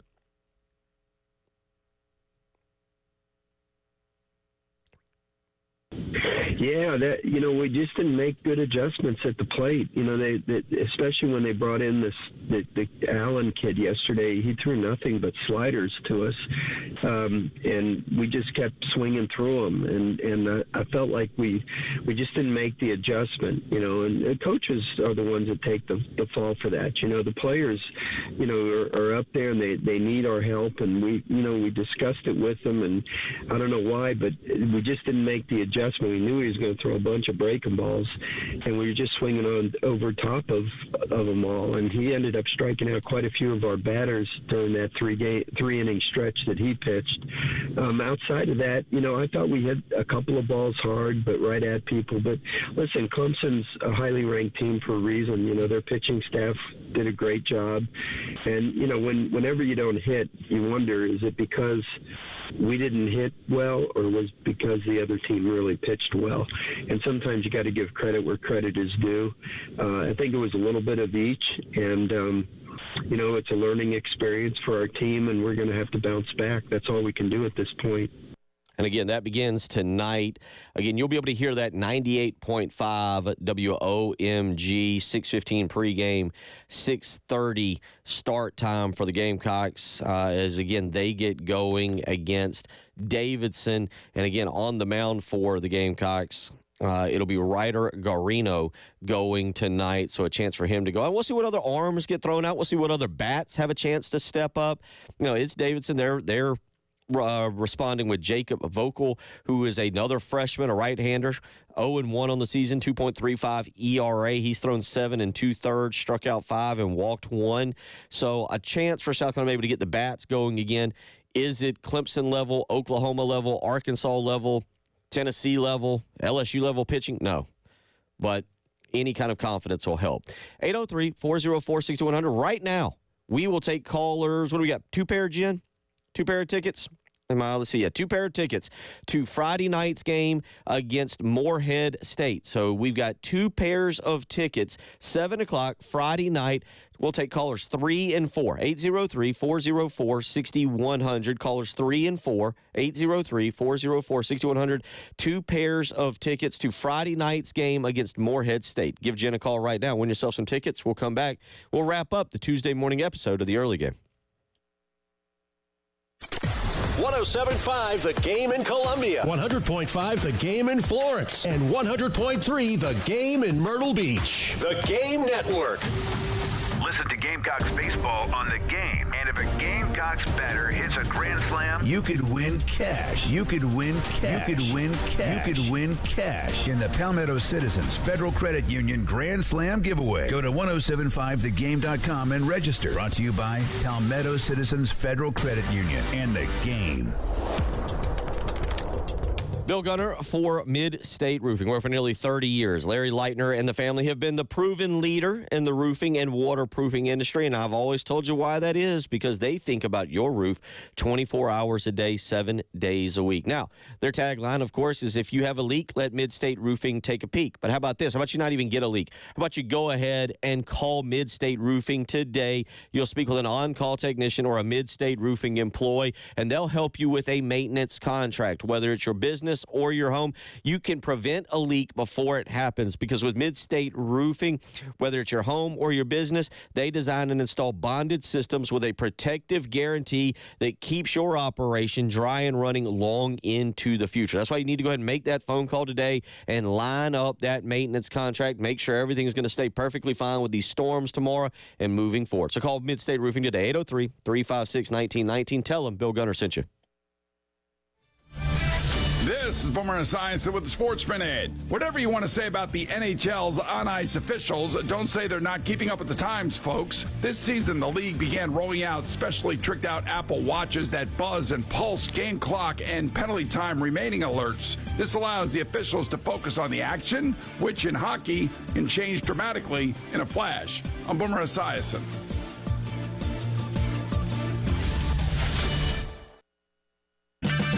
It's Power Torque Tools DIY days at O'Reilly Auto Parts. Lifetime guaranteed Power Torque professional hand tools only at O'Reilly Auto Parts. O'Reilly Auto Parts. You ever try fixing your car and realize you're missing that one part? Yeah, been there. That's why eBay's my go-to. They've got millions of parts guaranteed to fit. I'm talking brake pads for when yours have seen one too many miles of stop and go. Oil filters, because you don't mess around with your engine care. Even got this cold air intake on my watch list. I might just go for it. To keep the ride cool and your DIY streak high. Find all the parts you need at prices you'll love. Guaranteed to fit every time. eBay. Things. People. Love. Eligible items only. Exclusions apply. Choose Syntec full synthetic motor oil designed for today's engines exclusively at your O'Reilly Auto Parts store or O'ReillyAuto.com. O'Reilly Auto Parts. Fun, fun, fun with friends and family. Saturday, March 29th, it's the historic 90th running of the Carolina Cup races presented by MUSC Health. Make tailgating plans now. Spring begins at the Carolina Cup. Unique fashion, shopping, entertainment, and incredible steeplechase racing all day long. There is nothing like the Carolina Cup races presented by MUSC Health. Get your tickets now at carolinacup.org. It's Saturday, March 29th, rain or shine in Camden. Alan Kennington, responsible for this ad. Office in 1440 Broad River Road, Columbia, South Carolina. You know the jingle. If you're hurt in the car or at work, you need to call George Sink now. Even nights and weekends. George Sink's attorneys will fight for your rights and make sure you get the compensation you deserve so you can focus on getting back on your feet. Call all nines now and get George Sink injury lawyers working for you. Get George Sink Law Firm on the line. Call 999-9999. Ready? Go. Okay, doctor. Operation. No, the most amazing care. They changed my life. Pioneers Hospital for Children! Because people just like you, kids like me, can play in the game of life. Thank you! Go to lovetrends.org right away. Thank you! At YMCA Summer Camp, kids find their why. Friendship and fun, a world of adventure beneath a golden sun. Running, laughing, full of wonder. Being themselves is second nature. Summer camp is where they begin to unlock the confidence that lies within. When kids find new passions, they find their why. Summer camp season starts soon. Learn more at ymca.org for a better us.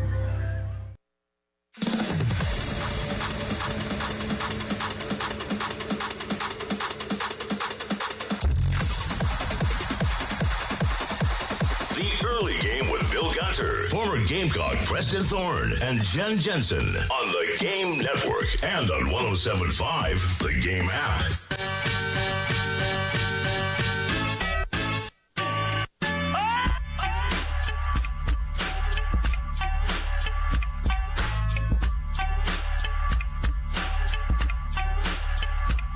Really a lot going on today. It's going to be a fun day.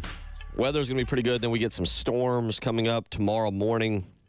Jen and I will get you through. Just be safe as you get up and get going bright and early tomorrow. But going to be a fun day of sports here throughout the state. There's we've been talking South Carolina Davidson, and obviously, again, reminder, that is 6:15 tonight. W98.5 WOMG. First pitch set for 6:30, pregame 6:15. So if you're looking for the baseball game tonight, you're driving home from work, 98.5 WOMG. I mentioned the basketball game. Actually, I'll look up SEC Network right now. Has South Carolina just blowing Arkansas out of the water. It's 30-12 with a minute to go. The replay from Saturday. Basketball tonight, 5:30 pregame, 6 o'clock tip-off. Senior night over at CLA for several guys. Gamecocks looking to get to three, quite frankly, just looking to get to 3 wins in conference. I mean, now, there is an element of, I do want to see Jordan Butler continue to play better, to develop. I think players, individual players, whether they're here at South Carolina or not, can take momentum with them into the offseason and go and develop. But we've got that. Also today, if you're kind of sitting around the office and you got the ESPN Plus app and you can get on your television and watch this game, Coastal Carolina, Kevin Schnall, very good start to the season. They're 10-2. They're on a 6-game win streak. They had a very nice weekend sweeping Rutgers down there at Springbrook Stadium. 4 o'clock today up at Boshamer Stadium. They go up and take on number 4 North Carolina up there in Chapel Hill. North Carolina doing the Low Country double dip. They get Coastal today, and then they'll take on Chad Holbrook and College of Charleston tomorrow. I'm kind of interested to see this. I do read it's on the ACC Network Extra X, whatever. It's the same station that you watch the South Carolina Clemson Friday night baseball game on, for those of you that want to stream it. But Coastal Carolina today was a really fun one. Top 25 matchup. Coastal Carolina is ranked 24th in first-year Coach Kevin Schnall's inaugural season. North Carolina's off to a 12-0 start. They're coming off of a sweep this weekend over Stony Brook. But if you're looking for a little afternoon baseball while you're getting home or fixing dinner or sitting at the office and trying to close out the day, that's going to be a really good one up there. Again, it's at Boshamer Stadium, 4 o'clock. It'll be on the ACC Network Extra or ACC Network Plus, whatever they're calling that thing. But number 24, Coastal Carolina, taking on number 4, North Carolina today. Got the college baseball season obviously in full effect now. And again, South Carolina against Davidson today. By the way, that'll actually be, if you want to stream it, it'll be on the SEC Network Plus later on today for those of you that are interested in doing that. So a good day of college baseball to take place. And then I mentioned basketball tonight, 6:15 pregame, basketball 5:30 pregame, 6 o'clock tip-off there for that. So we got a lot going on. Do want to make a minor note and close the book on this thing. Remember way back in November when North Florida beat South Carolina in basketball? Remember that? No, you probably don't. You don't want to remember it, neither do I. North Florida's season came to a halt on Sunday in the ASUN tournament where they lost to Austin Peay. Convincingly, by the way. I won't give you the score, but North Florida 15-17 on the season. So I do remember that particular week saying, well, maybe North Florida's going to be pretty good. They then went on and beat actually Georgia Tech by 12 in Atlanta. But yeah, for those of you that were maybe tracking North Florida, or maybe you finally stopped around early December, mid-December, their season comes to a halt on Sunday. You do have, actually, this is the fun part of the year, you do have conference tournaments now taking place. I just mentioned the ASUN tournament that is taking place, and you've got a lot of the mid majors, the lower majors right now with their conference tournaments taking place. So it's going to be a fun day. Should be a lot of fun. Again, tune back in for some baseball and some basketball tonight. 5:30 pregame for men's basketball. Senior night. Winning, all it does is get you to 13 wins and 3 in conference. Better than losing. It's always better to win than to lose. There's some advice from Bill Gunner as you wrap up a Tuesday morning. We'll come back. We'll do it all again tomorrow. Have a big lineup. Thank you to Jen. Y'all have a great day. 107.5 The Game, broadcasting live from the Herndon Chevy Studios. You can save up to $20,000 on new Silverados. Stop by or shop online today and see how Herndon Chevy makes you smile. Together, let's drive. Hey, you just heard me give that kind of fun rundown of some sports today, from Coastal Carolina baseball playing a big game against North Carolina, to South Carolina basketball, to South Carolina baseball. And if you've been listening this morning, you've heard Jen give some really good weather reports. You know what that means? Sounds like a night to absolutely grill out and enjoy yourself. It all starts with a trip to Old Timey Meat Market, where you can visit one of their 3 locations, South Congaree, St. Andrews Road in Irmo, or the Lexington store, and pick up a great steak. Maybe you want to go with fish. I can go ahead and tell you what I'm going to do tonight. I'm going to go by Old Timey Meat Market later today. I'm going to pick up some of their chicken breasts that have been filleted or that have been marinated in their Pirates Gold sauce, and I'm going to probably put some avocados on it and grill it that way. You can do the same. Stop by one of the 3 locations. You always see me at the Lexington store. Check out their absolute best cuts of meat, the fantastic prices, and the incredible staff at Old Timey Meat Market. Stop by today and tell them Bill Gunner sent you. Sponsored by Metz Plumbing. If you got a problem, it just won't quit. Just won't quit. And you need a plumber to make the trip. Metz Plumbing. MetzPlumbing.com. Tackle your spring cleaning list with Zerust Carpet and Air Duct Cleaning